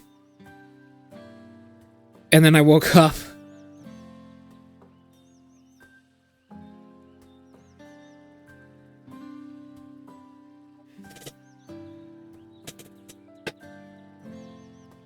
I don't know what that was about.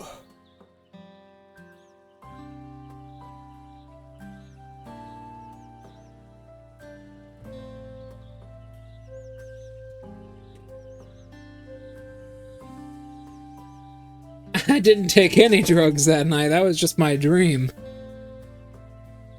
That was just my dream, man. He's like, yeah, he eats your hammer. He's like, what? Yeah, he eats it. How? Like a chicken wing. It's like, what? He eats it like a chicken wing? It's like, whoa. What? I think I had that dream because we had just fought like a horde of bug enemies in the other campaign. It was like a giant bug. It was like a giant worm bug creature.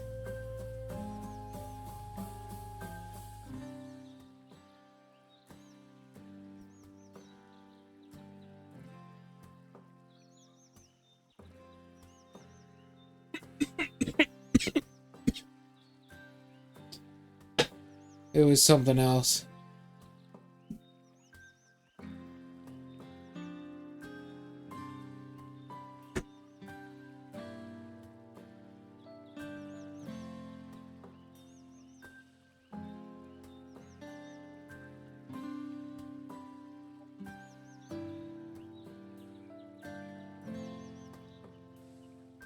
Oh man.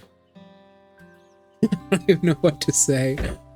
Alright, so when are we gonna fight the munch goblin? The munching goblin. When are we gonna fight the munching goblin and his swarm of 15 insect swarms?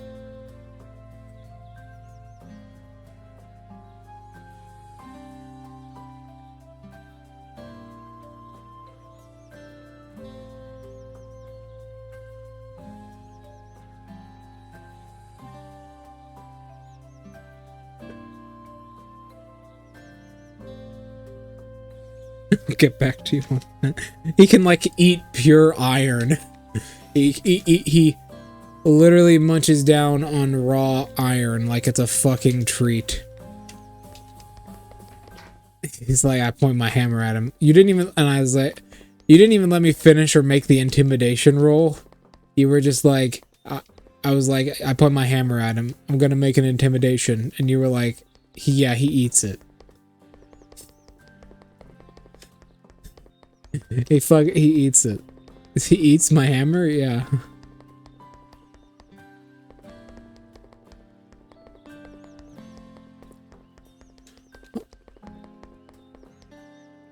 Whatever. Give me a sec, I'll be right back.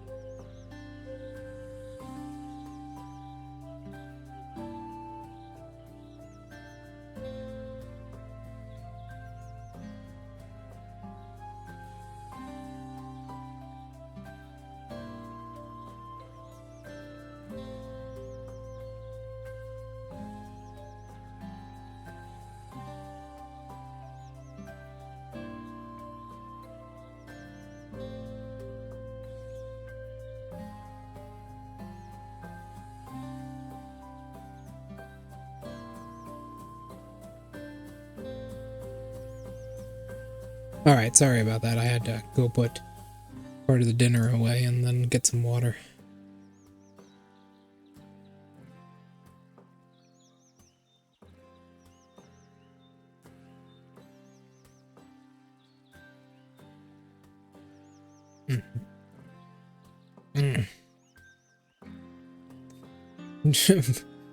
I like the idea that this is just a goblin, though. It's just a goblin that's like mega fucked up by magic. It's just a goblin. No, it's just like a type of insect swarm that takes the form of a goblin.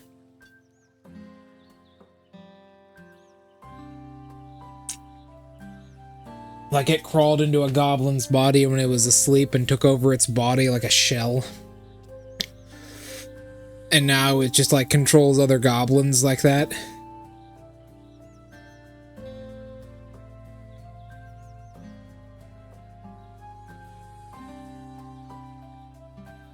I really want one of the villains to like Yujiro Hanma me eventually. You know how Yujiro like violates a dude? I want one of the villains of this campaign to do that to me. Like, I want a big daddy villain. No, I don't. That's a joke. That's a joke. That's a joke. That's a joke. God, my stomach.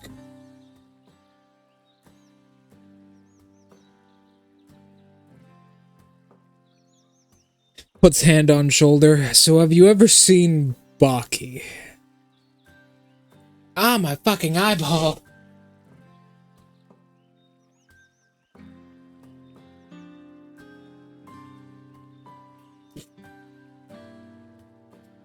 Ugh.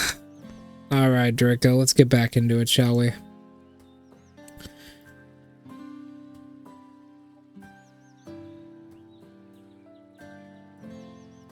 Hard to type right now. Are you okay? Is it the two dogs?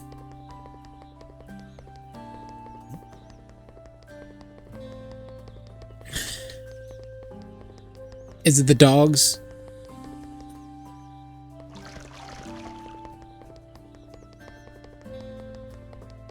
Ice cream. That's a new one. Ice cream. Hello, Miss Yuka. It's me again. Welcome. What do you have in mind for today? Imagine what flower suits everyone the most, huh? Oh, Miss Yuka is smart. Your mother told you to feed the dogs ice cream. Well, that's a new one. Do they have doggy ice cream now? Well, let me check. Go. Shield. Damn it, he rolled a 26. He has Squire of Solamnia. He has advantage.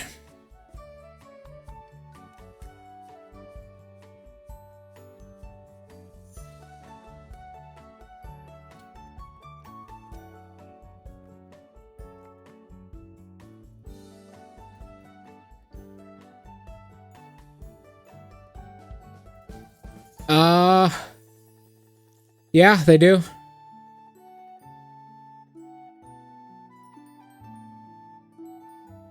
They have ice cream for dogs.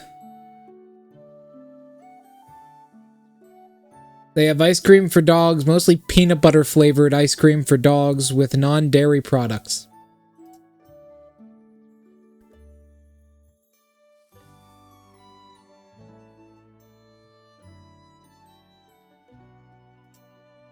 Mostly peanut butter flavored, by what I'm seeing.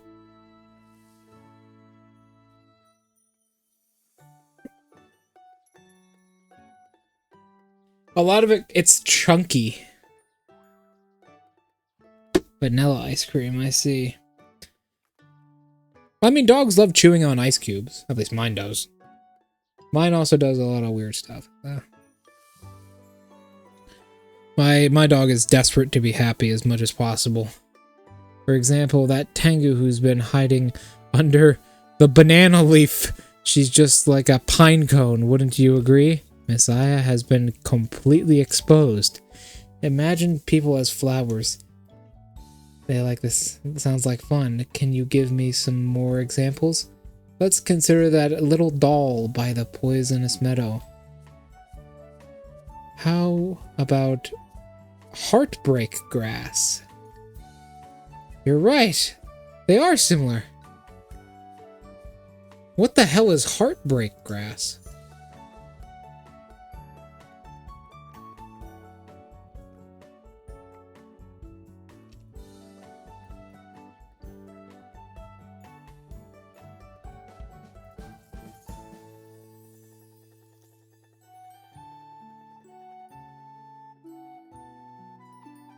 Heartbreak grass. It is a type of flower primarily growing on long, spindly branches of the heartbreak bush. Also known as Gilium eleganus. So do yours. Your dogs also like to chew on ice cubes. And attention and love at any point in time.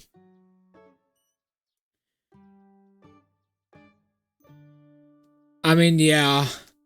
One's a husky, right? That one especially. Huskies are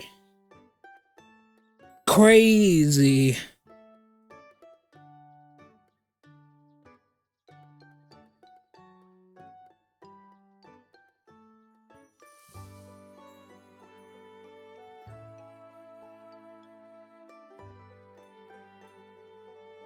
Huskies are crazy little creatures. They're not too small. They're medium-sized dogs. They can get fat. Fat husky is cute, but also irritating.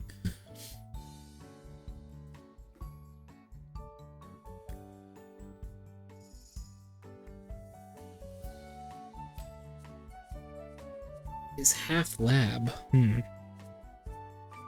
Never had a lab. Real fat huskies are cute, but real... Holy shit. They get so loud.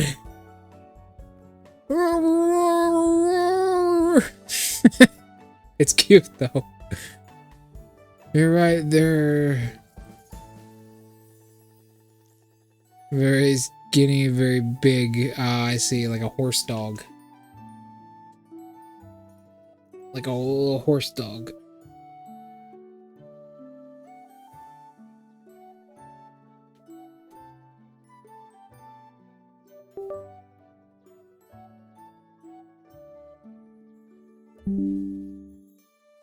Oh, man.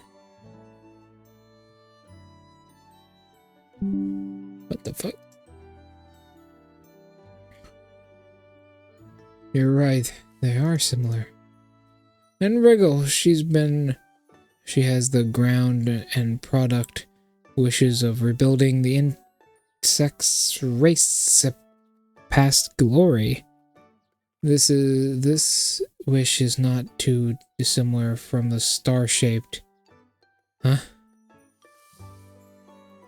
Mithral. Fireflies dancing in the breeze. Night looking like stars too.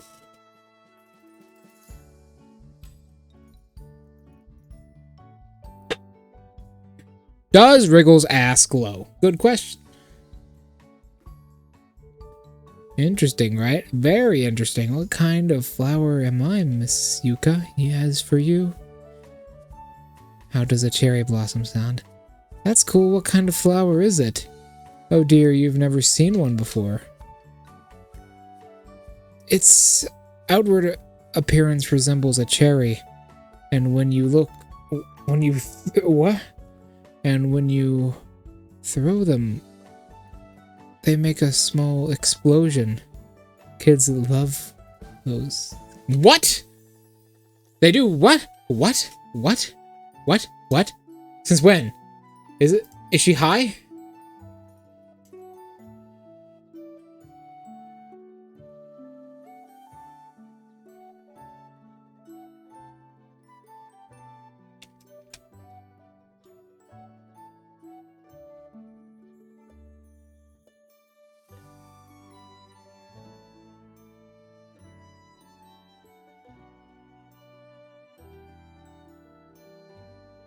Do cherry blossoms...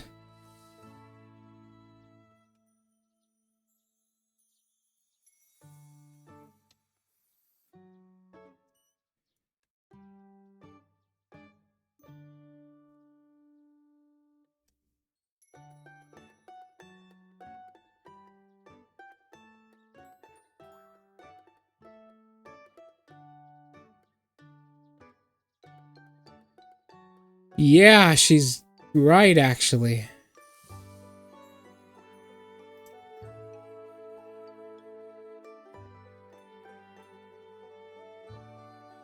It's not even a plant. Are you saying all of these flowers have something in common with any of them? Yeah, they do. They, like, puff out. They unfold, basically. They don't explode, but they unfold. Speaking of flowers, Miss Yuka, don't you know you can... Don't you know...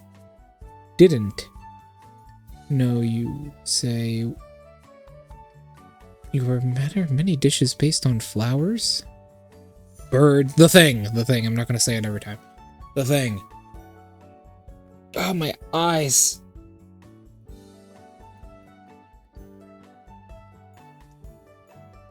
Fuck. Could you teach me more dishes?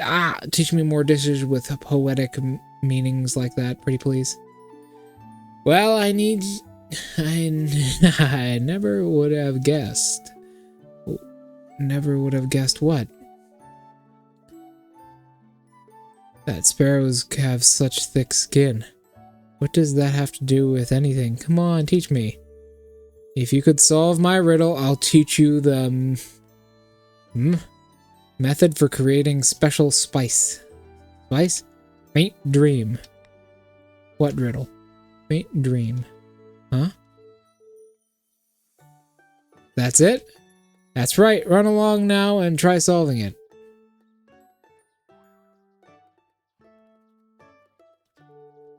She likes to enjoy this with the games with it. What on earth is faint dream supposed to mean? I'm sure with her knowledge, she'll definitely know something. Patchouli knowledge, you mean? No, not patchouli knowledge. Not the knowledge, but just patchouli knowledge. Well, while we're here, let's go visit Flandre. Flandre!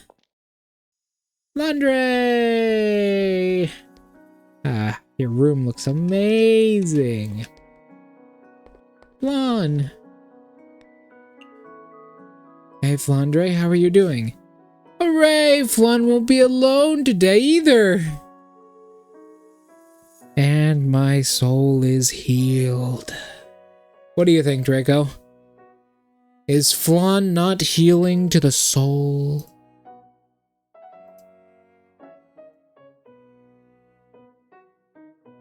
Flan heals the soul, I tell you.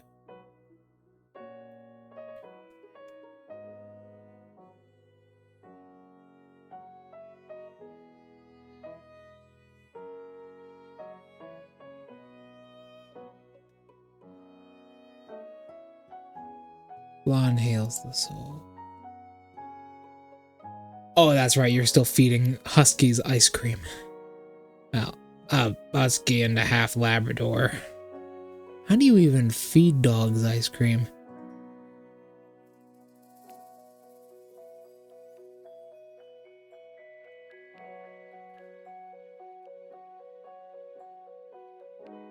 I am better. You are better. I'm making a cup of apple cider. I am better. Oh. I never had apple cider before.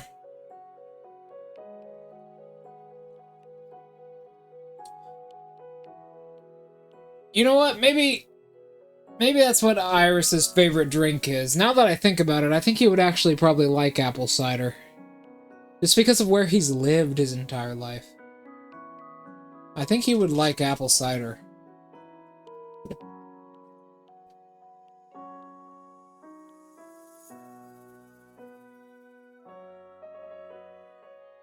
Let them lick away. Fair enough. I think you'd probably like apple cider a lot. Because he's like from the Feywild, you know? What would I like to play? Let's play Danmaku. Sure, let's play Danmaku. Danmaku? You mean the two of us? Damn, Mystia is actually going to be strong by the end of this. Laundry. Let's decorate your room. Let's add something new. What is there to add?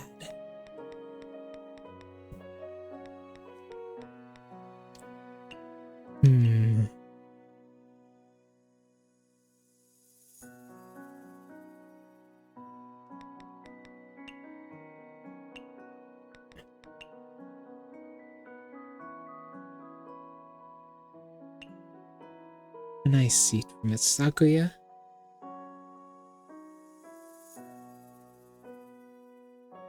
Probably like the fall vibes. Yeah.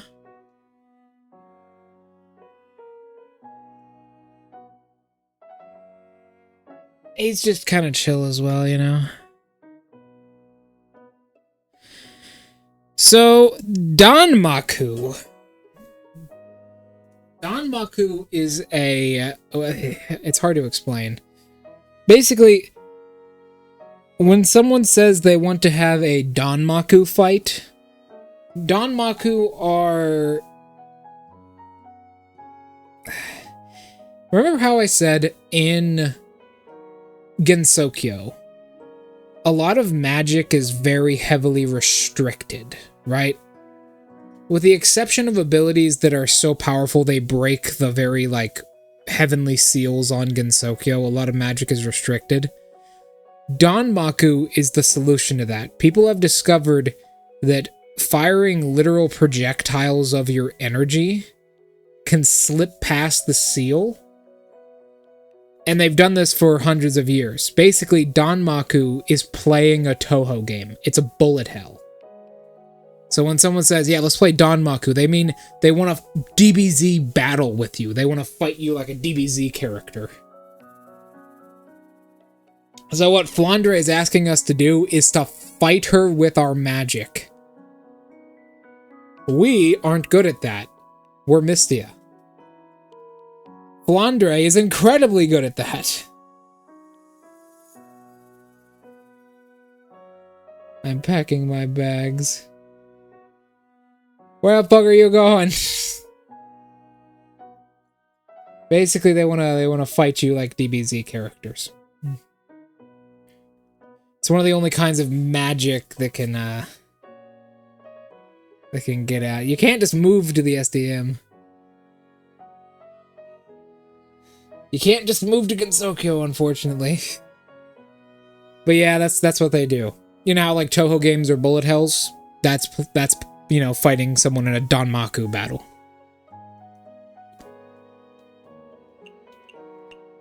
Danmaku. Sanai watching over Flandre. No.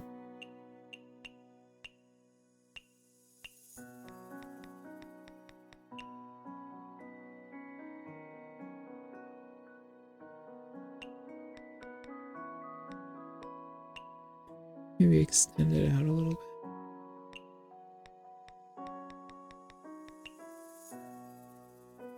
Actually, putting a rug there wouldn't be too bad. If they were fucking centered. Well, that one's actually centered. There we go. DBZ Magic Land, yep. Danmaku fight. Fucking fires laser beams and shit from their hands. And everyone's Danmaku is different. Because it's literally like clumps of their magic they're throwing.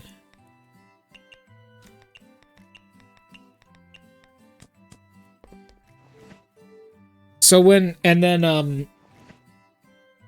so basically, Gensokyo has these magic rules, and Danmaku are people's workaround to them, right?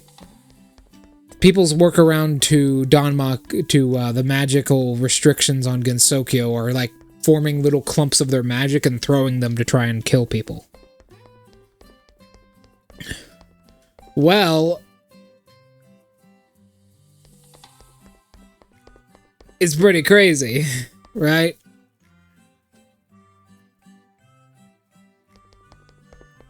Well, people have found another thing.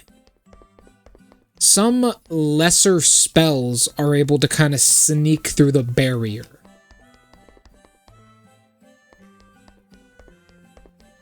Some, like, lesser spells are able to sneak through the barrier. See, magic like that wouldn't work, right? Magic like that wouldn't work, but there are, like, some, like, lesser spells that are able to sneak through the barrier. And, like, a person's personal magic. It's like, imagine it like... Actually, let's use D&D as an example. In Gensokyo, any spells that are 5th level or higher cannot be used physically. Like, it's impossible unless you were a godly, powerful entity like Hikatia. Like Hikatia, the literal goddess of Earth, Hell, and Mars. No, sorry. Earth, Hell, and the Moon. All 3 of those she's the goddess of. So people like her can, like, brute force use it. But anything of, like, 5th level or higher, you just can't use. But people have realized that some spells you can use. So, like, Marissa, the reason Marissa has a Mimi Haguro to fire laser beams from is because she herself can't use powerful spells like that, but she can, like, fire laser beams from a magical device that she forces her magic into. Pretty crazy, huh?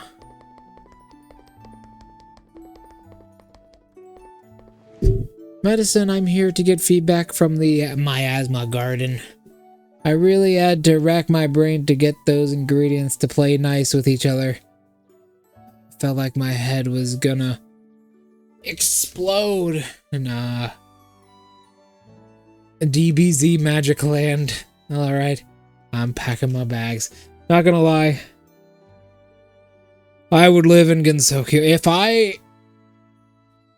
If Yukari appeared right now and says, drop everything that you can't carry on you and move to Gensokyo or stay here, I'd say, alright, give me a sec, let me get my stuff. I'd drop everything and go to Gensokyo. It's the kind of life I want to live, you know? Plus, I already work on a farm.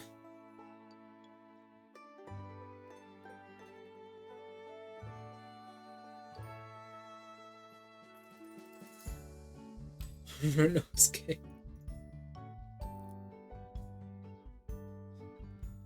Not quite like that. You'd have to, like... It's a bit more forceful, right? You'd have to, like, have the imp literally, like, force necrotic energy into someone. You'd have to, like, use a spell without using a spell. Essentially, you'd have to, like, have raw energy, and that's what Danmaku is the result of. Now, some abilities are so weak they're able to slip through, and some creatures don't give a fuck. Like, Kaguya? Kaguya is so immensely powerful because she has the ability of eternity that she doesn't give a fuck about the seals on Gensokyo. She just uses her magic.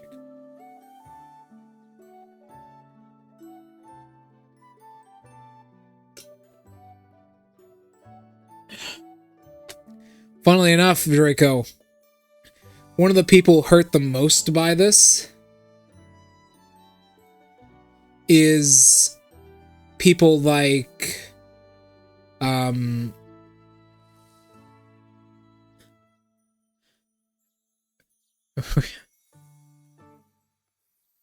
now a warlock sorcerer. That could work. Not gonna lie, low-level warlocks and low-level sorcerers are, in D&D terms, would be pretty good in Gensokyo, right?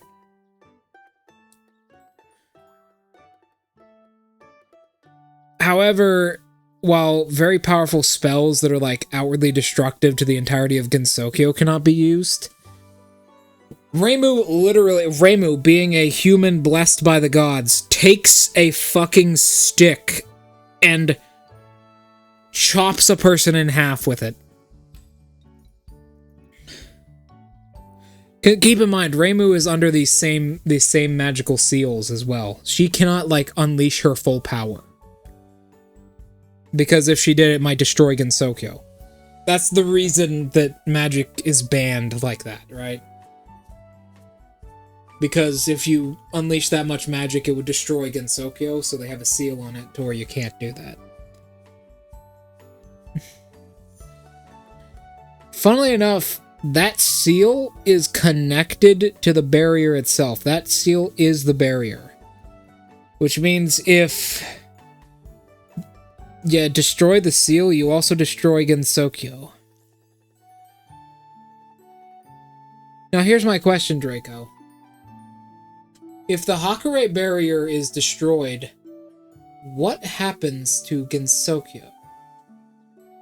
Because Yukari already replaced where Gensokyo was in the world with a different place. She basically made a massive landmass and replaced it with the part that she took out.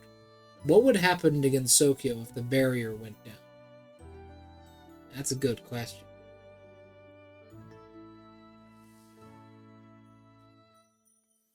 That's a good question.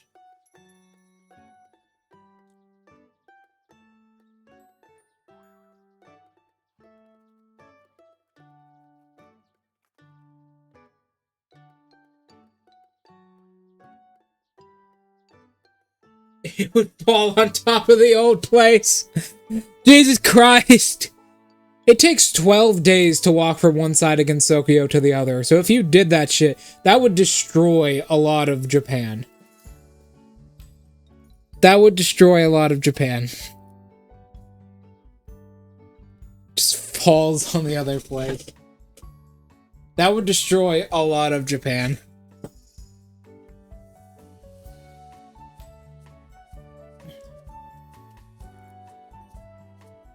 Like, okay, while you're watching the advertisements, let me actually look up, like, the exact dimensions of Gensokyo.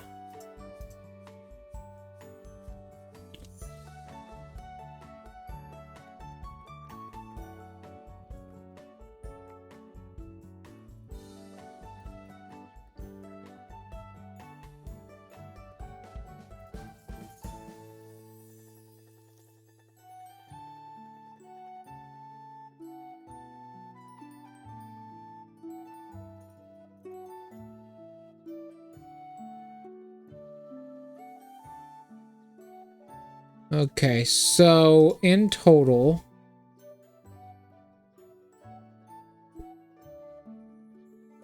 okay, so Gensokyo takes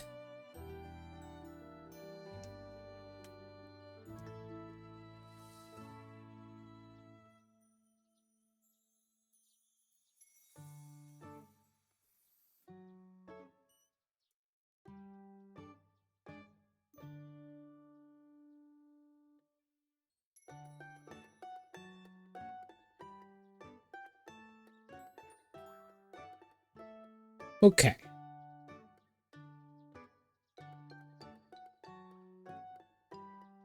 So, alright, and then just... So if we're considering normal, like, walking pace...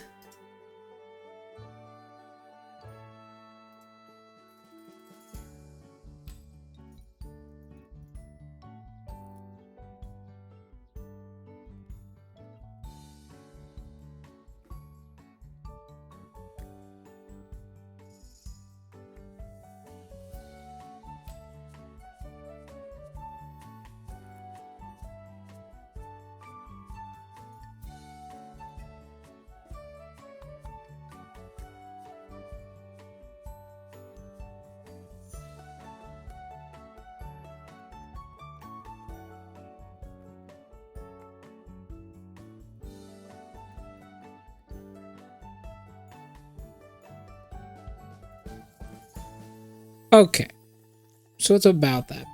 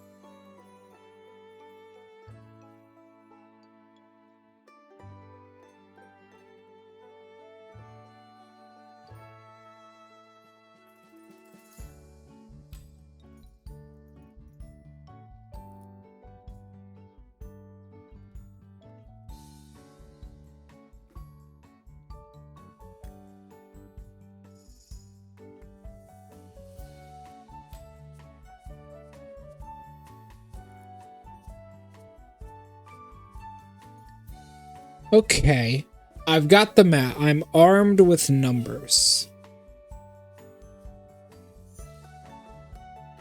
Okay, Draco, are you ready for the real numbers? So,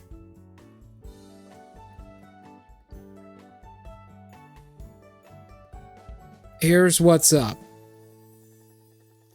The numbers are as follows. Gensokyo is 800 miles across. As stated, so in Sengetsu-sei, in some of the lore books, Gensokyo's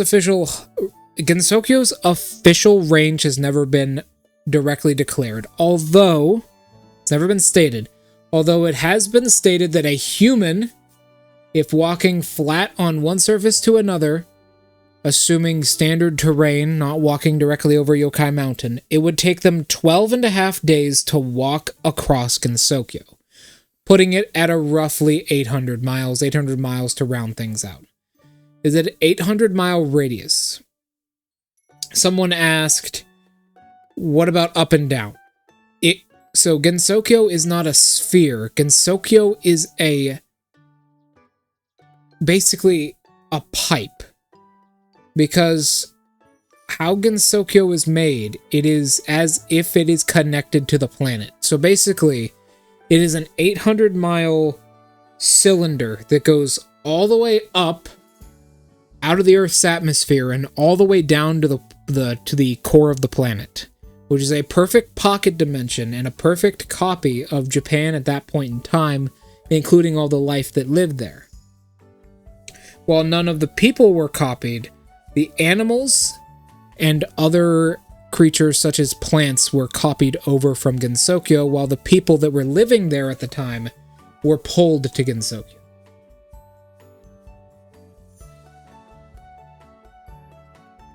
Hold on, Draco, because it gets better. Originally, a population of 200 humans lived in Gensokyo. These humans were told that they needed to monitor and exterminate the yokai within Gensokyo, and that yokai were being held there against their will. This, of course, is false.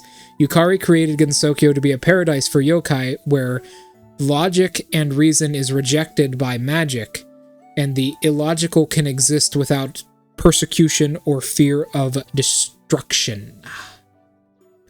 Originally, Gensokyo was much smaller, as stated by Yukari in some of the books, such as Sengetsu-sei. Gensokyo was less than half of its original size it is now. Gensokyo is slowly expanding to encompass more and more. Yukari states this is one of the reasons people randomly pop into Gensokyo, because the barrier is slowly getting bigger, and when a person is in that space when it expands, like in that perfect line when Gensokyo expands to a new area, they will go to Gensokyo.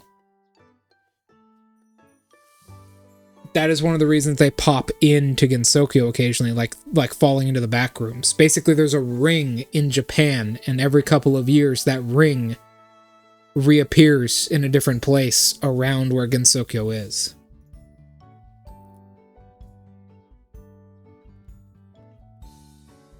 There you go, Draco.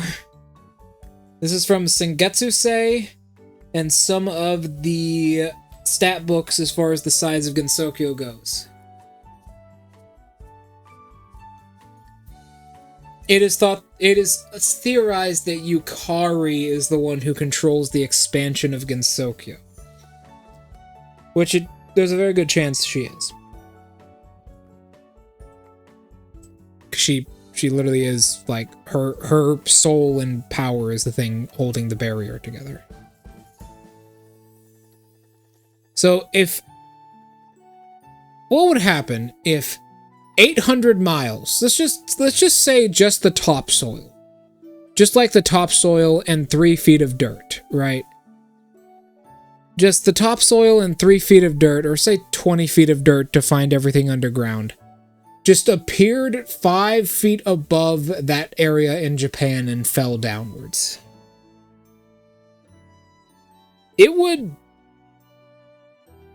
destroy everything. It would probably destroy most life on planet Earth. Earthquakes would rock the planet so powerful that the ocean would swallow the land. And the things it doesn't eat would be completely covered in dust and debris from the impact.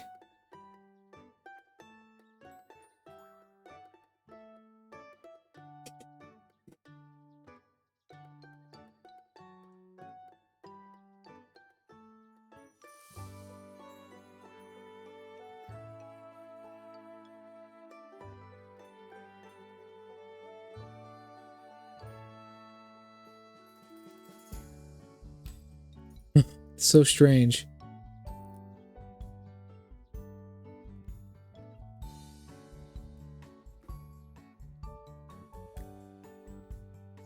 So, okay. That would wipe out, that would kill all life on Earth. Yes, it would. Are you ready for more touhou lore, Draco? Are you ready for more touhou lore? Because Yukari has some whack-ass abilities, and I'm about to share them with you. So, it is stated that Yokai Mountain, which I'm sure you're aware of, the fallout of Gensokyo, it essentially would be. Like, I don't think it would kill all life on the entire planet. I think some people would probably survive, but it would just, it would destroy everything. It would completely obliterate any, like, trace of advanced civilization on the planet, and the planet would just flood. Like, the land would be consumed by the ocean, and places that don't, like places with hills and mountains, they would be covered in dust, and it would basically be like an artificial winter for years. Like if a massive volcano erupted.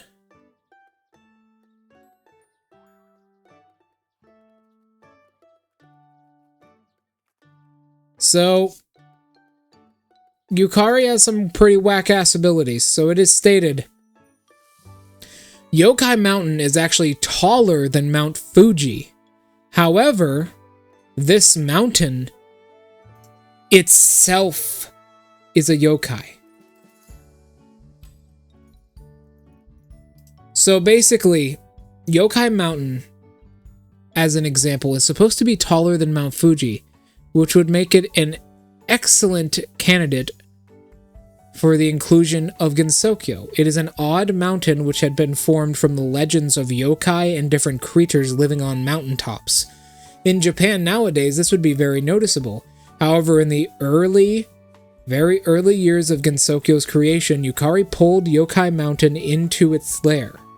So she pulled it into Gensokyo, and then erased the true Yokai Mountain itself. So she can pull pieces of land into Gensokyo. and then erase the things that they were, like, the meaningless piles of dirt that they were based on.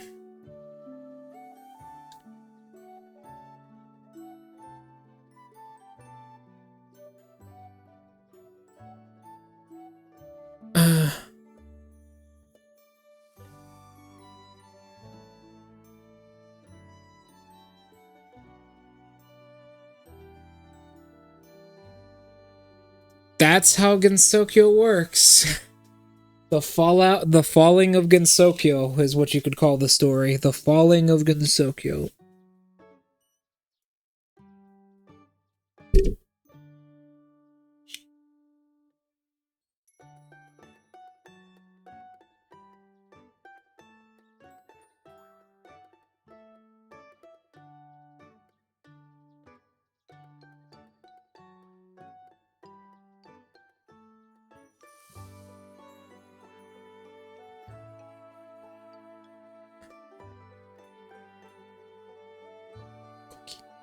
What the fuck?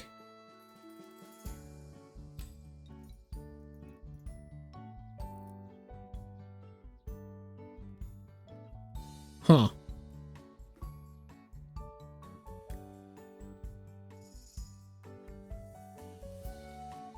Well, obviously, there you have your spectators who would pretty much survive no matter what, like Hikatia, Junko, the Lunarians. Just by the nature of her ability, I think Kaguya would actually save everyone in the bamboo forest. Because she can kind of pluck that place out of time because she has eternity, right? She can control eternity. She could pluck that place out of time until it all cleared up. Because she did that before. No one knew the bamboo forest was a thing until she revealed it. Until the game she appeared in Imperishable Night. Yukari, no doubt, would probably survive. She can just go into the gap. Actually, a lot of the characters that aren't like Mystia or Reimu would live, right? Because like everyone in the underground would live, because they're in a sub-dimension. They're in literally hell. Remember, Parsi's bridge, the Jealousy Girl, that is literally a bridge between worlds.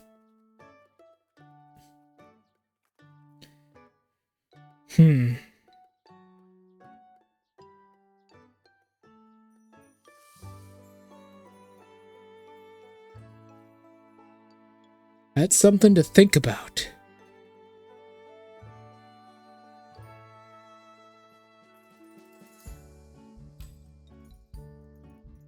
Crazy. A lot of the characters would live, but you'd never see them again. They'd be like trapped in different places. I haven't tasted many dishes, but this is the cream of the crop. I don't know what it is. I don't mean to toot my own horn, but I think so too. I knew it.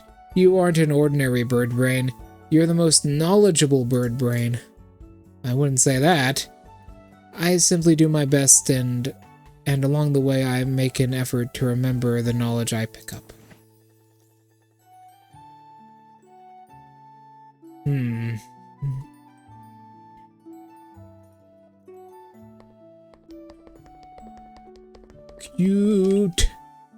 Cute. Okay, where village? Ah, yes, we're going back to Aku for more advice. Or are we talking to Kazan? We're talking to Kazan! No, not Kazan, Kana. I always get those two confused. Two similar names. Plus, they both have horns. Kana! Help me! I need to know something. Faint dream. You know,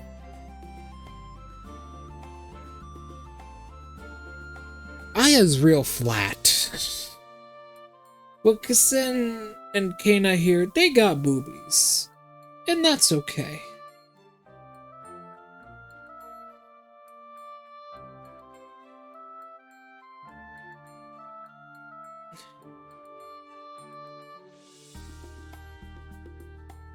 Hmm.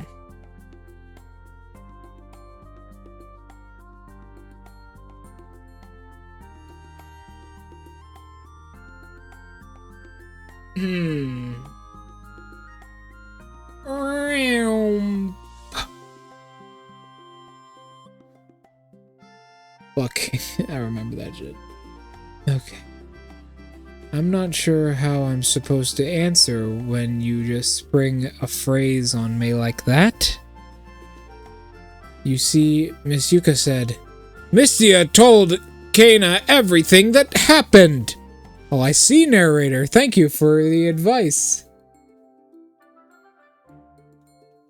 Note to self, Shin.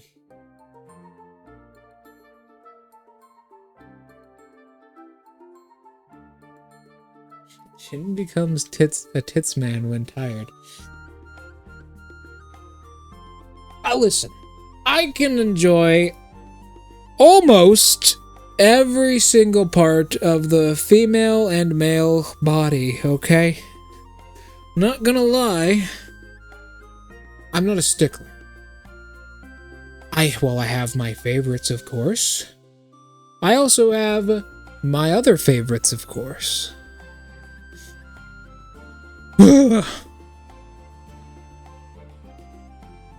Not gonna lie, when I look at Renosuke's broad shoulders from that game we're gonna play soon, part of me wants to...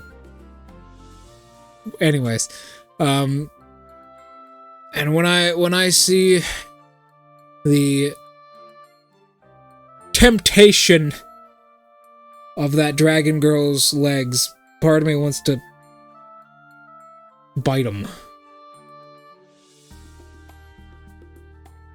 I am a man of quality and splendor. No, I'm not. No, I'm fucking not. Anyways.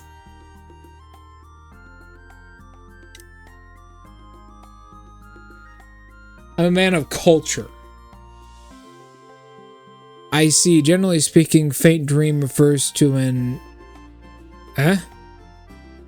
instance haze dreamscape, but it refers to who you are saying it referring to. Have you thought of something, Kana-sensei? The characters which make up the name Yuka and the term faint dream, it's related to cooking. One would naturally think of the fragrance of hazing is slipping into a dream.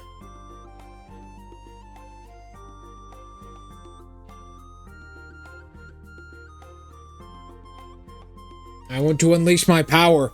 I want my soul to overflow. I want to risk everything and explode.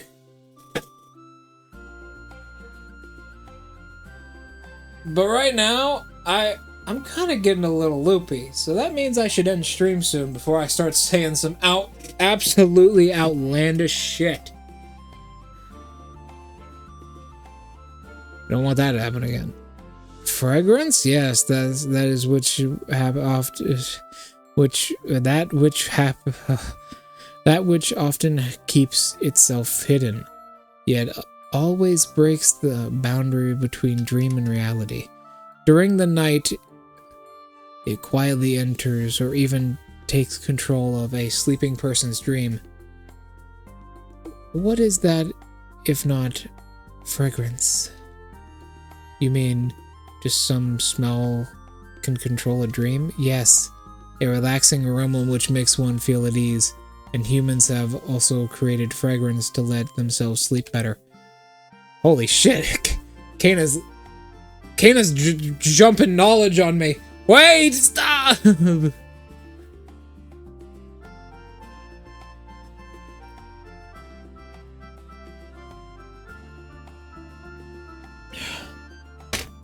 She's going into like full teacher rant mode.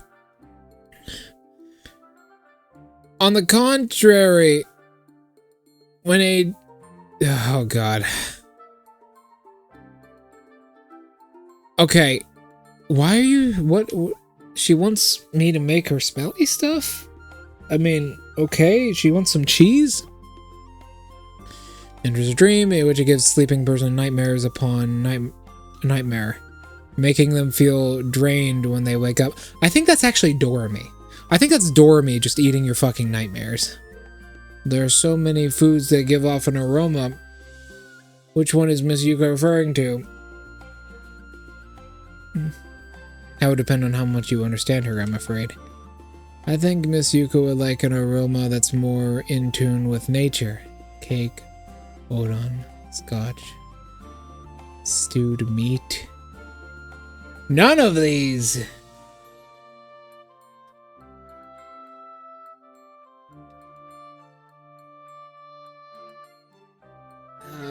Fuck.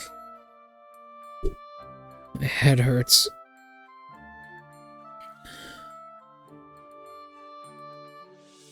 The tiny bacteria on the rim of the blackout glasses that I have on are beginning to expand.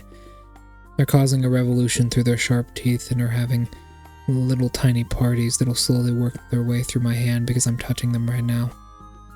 They want revenge because the dragon killed all their families with its forked tail.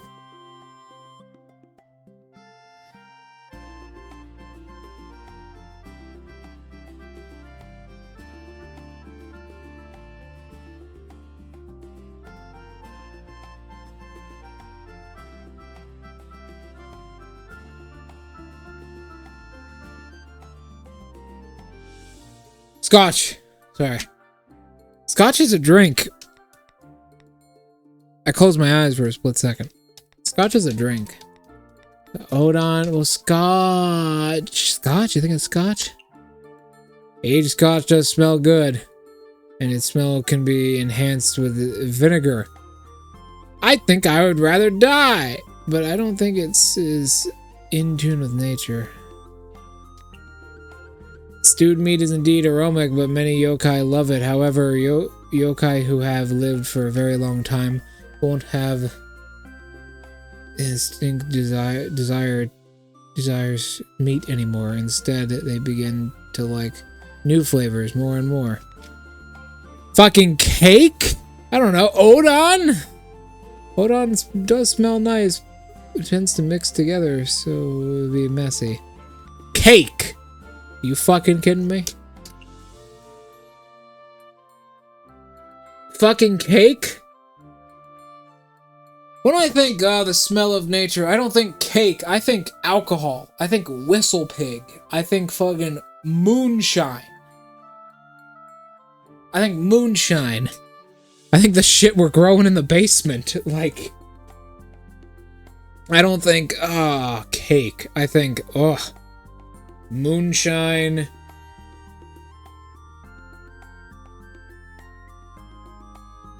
I think a fruit salad with honey.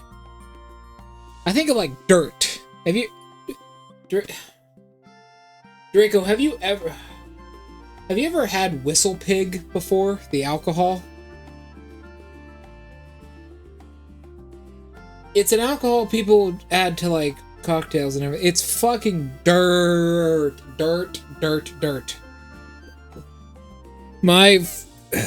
My grandfather, I think he used to drink a little when he was playing like card games and everything. But he used to drink a little, and he would he'd put whistle pig. He'd always have like a glass of whistle pig mixed with moonshine, and that shit, it smelled horrible. It probably tasted worse. But it smelled like dirt. That's what I think of nature. When I think of nature's refreshments, like nature's bounty for us to eat, I think of like alcohol and like fucking mint and like fruit. I don't think of cake. Then does cake sound? Why would you think of cake? Yeah, why would you think of cake? What the fuck? It's just what my gut tells me. Miss Yuka and cake go very well together. Don't they? And freshly baked cake is very aromatic. It can smell the smell can go for miles. The smell of cake is indeed very... it's not captivating necessarily. I prefer pie myself, and only pumpkin pie. I'm not a fan of a lot of sweets, but it's also very special. Its aroma can be split into two. One is the aroma it has when it's baked, and the other is the aroma from added flavorings. Kill me. Please. I feel like Squidward when he gives that guy the bat. You know, like... yeah, with or without sweets. I don't like sweets at all. If you're gonna give me something sweet, it has to be either pumpkin or plain chocolate. Like, I don't like any cookies that have... like, chocolate chip cookies are the only cookies I'll eat unless they have pumpkin in them. But if they have chocolate and pumpkin in them, that's alright. But if they have chocolate and peanut butter in them, I will never eat it because that is an abomination unto God. I fucking hate chocolate and peanut butter together. They're awful. It's like, I don't know why people love that combo so much. People call me crazy for hating it, but I don't get it. Do you get it, Draco? Are you a fan of that or no? Like, what's up with that?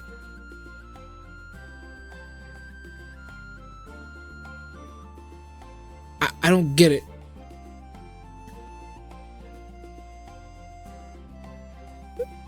Usually comes from combining flour, sugar, butter, and eggs.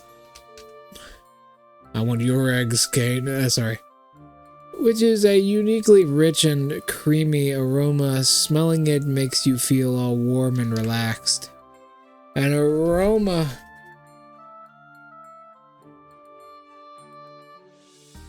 yeah, they aren't mine either. I like meat.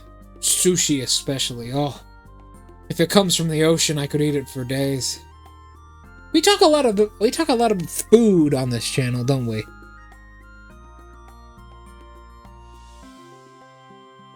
Sweets. Listen. Look at this fine female.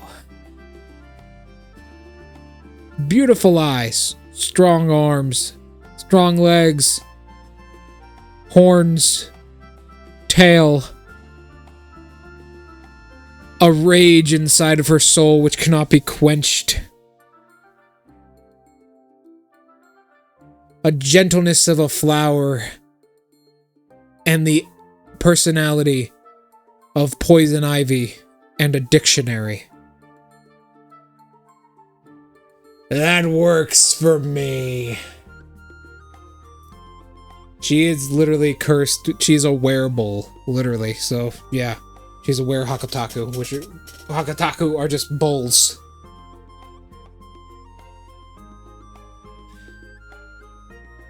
That works for me. Oh, don't worry, Draco. It doesn't carry over to my characters. Now that I think about it, most of my characters are either genderless, like fairies, or creatures that are born from elements, or like literally completely and utterly consumed by their goals.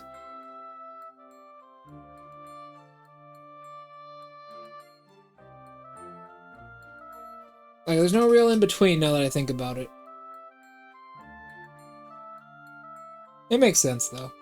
Iris will probably be completely and utterly consumed by his goals, but he ain't telling anyone about them. He's just gonna gather allies and gather power, like I said in his backstory. He ain't telling anyone about who he's looking to kill, obviously, for obvious reasons.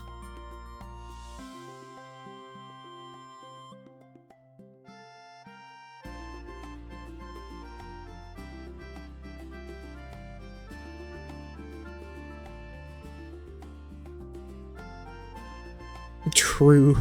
Yes. Oh, what did she say? Where Hakutaga, the aroma that add flavoring usually comes from plants and fruits and various herbs, cinnamon, lemon, and so. These flavors can extract and add even more layers to the taste of a cake, truly making it a treat. Sounds like a taste Miss Yuka would like. I think besides aroma, a cake also fits in another way. How so? Humans often eat cake during their birthday, right? Many kids already jumping for joy on the days close to their birthday. So much they even dream of their birthday cake. Not me. You know what I dream of? My birthday dinner. My family has a tradition where if it's your birthday, my grandmother or my grandfather or my great uncle will cook you dinner. Anything you want. Oh. I usually have cow liver stew in a bread bowl. I dream of going to bed after my birthday. Some people, it's an exhausting experience. Like I was saying, cow liver stew in a bread bowl. That's some hot shit, Draco. You ever have cow liver stew? Oh! Oh! Oh! That's some good shit, man.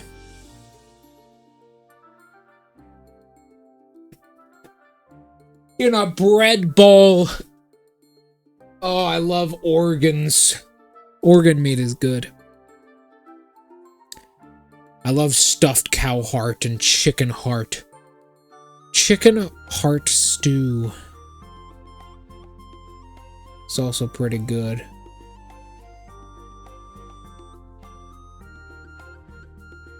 Especially cakes they know will come. Eh? For many kids, a cake is certainly an irresistible temptation, especially cakes they know will come. I don't get it. It would be enough to completely occupy someone's mind. I know, right? The entire time, they're all full of anticipation for the cake, and when they finally open the box, it feels like 100 flowers have blossomed all around you. Is there any problem? It's a rather interesting metaphor.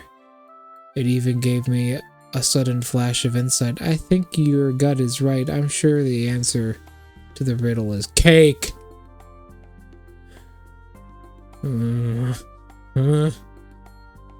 I can't fucking take it anymore. I rolled a natural 1 on my wisdom check.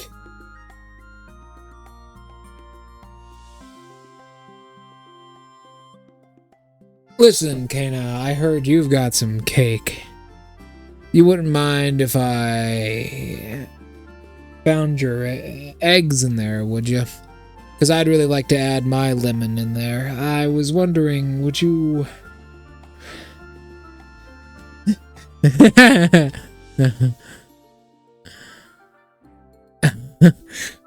was wondering, tell me.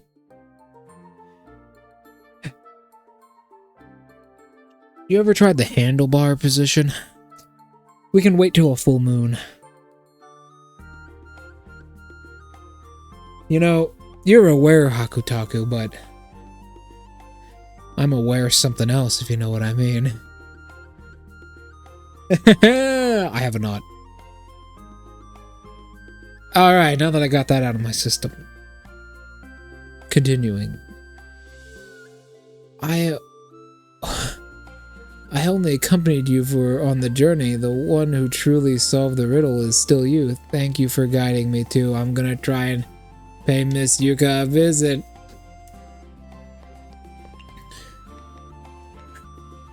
I'm going full goon.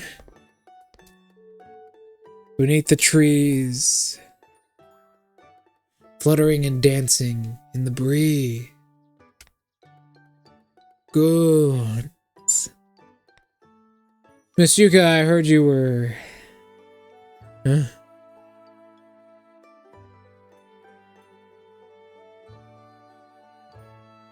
But I'm be wearing you. That's good. I'm starting to lose my mind a little bit. The side quest is too long. I'm fucking losing it. And I can't wait till we play Kenshi and I can finally get off this shit. Not this game, but this goonery I'm constantly trapped in the touhou world. To be fair, you know, Fridays we will be going back to the goonery harder than this, actually. You know how it is.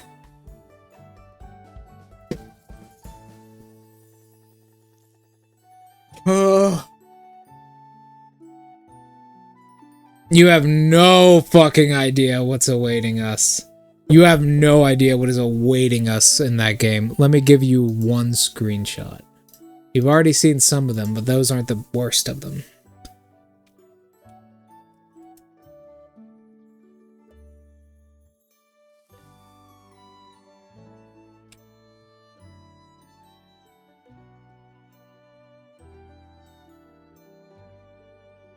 Right here.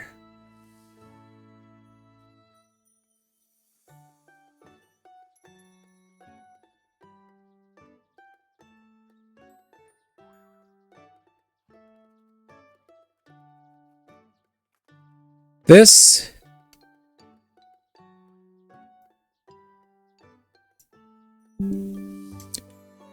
is what Notori looks like. That's Notori.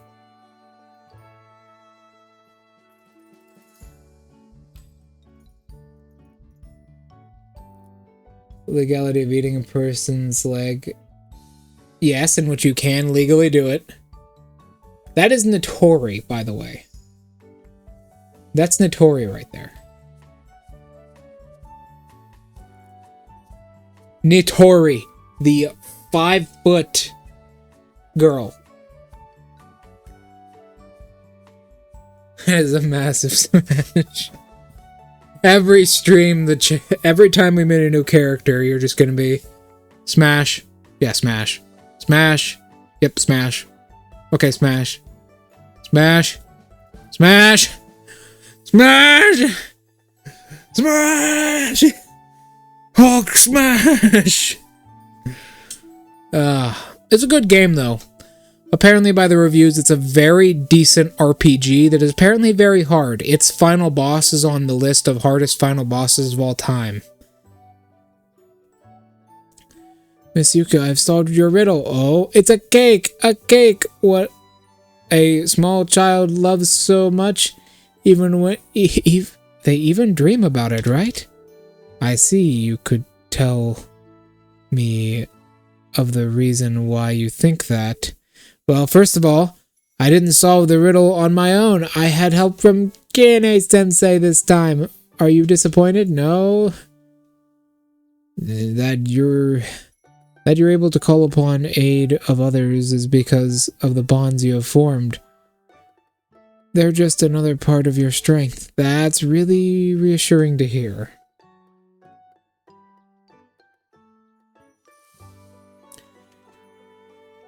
Tay, oh god, is there a picture? I'll leave it up to a surprise, what Tay looks like. I'll leave it up to a surprise. When you said faint dream, I was reminded of how during the first few days when I'd be looking forward to cake. It'd keep appearing in my dreams almost every day. Who dreams of food? What the fuck? Lexus. Oh.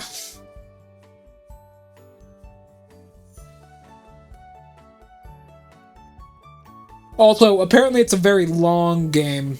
The average play time is about 20 hours if you ignore the side content. So apparently it's pretty long. I mean, nothing compared to this. We're at almost 200 hours in this game. This game is $20, by the way. This game, for all of its DLCs, is $20. There could be meaning behind faintly entering a dream. And then I remembered you, Miss Yuka. Your name is just like that fragrance which makes people drool in their dreams. Drool? You're making me drool right now. I feel eternity between your eyes. That's when I thought, faint dream. Yuka, both of these ideas match the cake really well, so it must be a cake. It could be nothing but a cake. So it's a cake? Yup! Not only does a cake have a special captivating aroma, it contains people's wishes. Many kids are already jumping for joy on the days they're close to their birthday. Where did having a cake on your birthday come from? So much so they even dream of their birthday cake. I see, now I understand. I'm impressed that you're... This is a very amusing answer. I'm satisfied. You're satisfied, Miss Yuka? Does that mean you're willing to teach me the recipe for that amazing spice? Don't worry, I'll teach you until you learn it. Yuka proceeded to patiently teach Mystia the recipe for the spice. As expected, you grasped it very quickly. It really is just a dream. And while I was creating it, I was wondering, this recipe in cake is like a match made in heaven. I've got it. I've got the recipe for this cake. I need to write it down. Is that so? So nanuka? So nanaka? So nanuka? So nanuka? That sounds wonderful. Miss Yuka, a faint dream. It's a cake that's Miss Yuka's alone. I'll name this cake that only belongs to you, Faint Dream. It's quite the honor, however, it doesn't belong only to me. Like flowers, I like more people to admire it, to enjoy it. Okay, I'll make many people enjoy it. Thank you. Good luck. Faint Dream. Very expensive. Okay, Faint Dream. Two-layered cake themed after flowers. A banquet of flowers affixed upon the delicate soft cream oozing... Oh, she's gonna be...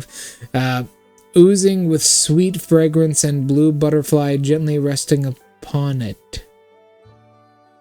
Oh, resting atop it. Yes, it is, right there. Never leaving, it's not only a dream... It's not a dream, and yet it's beyond a dream.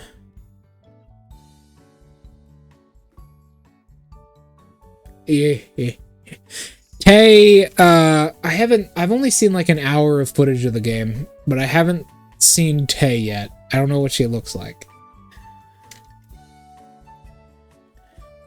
Although I do know some quotes from the game that are especially dumb.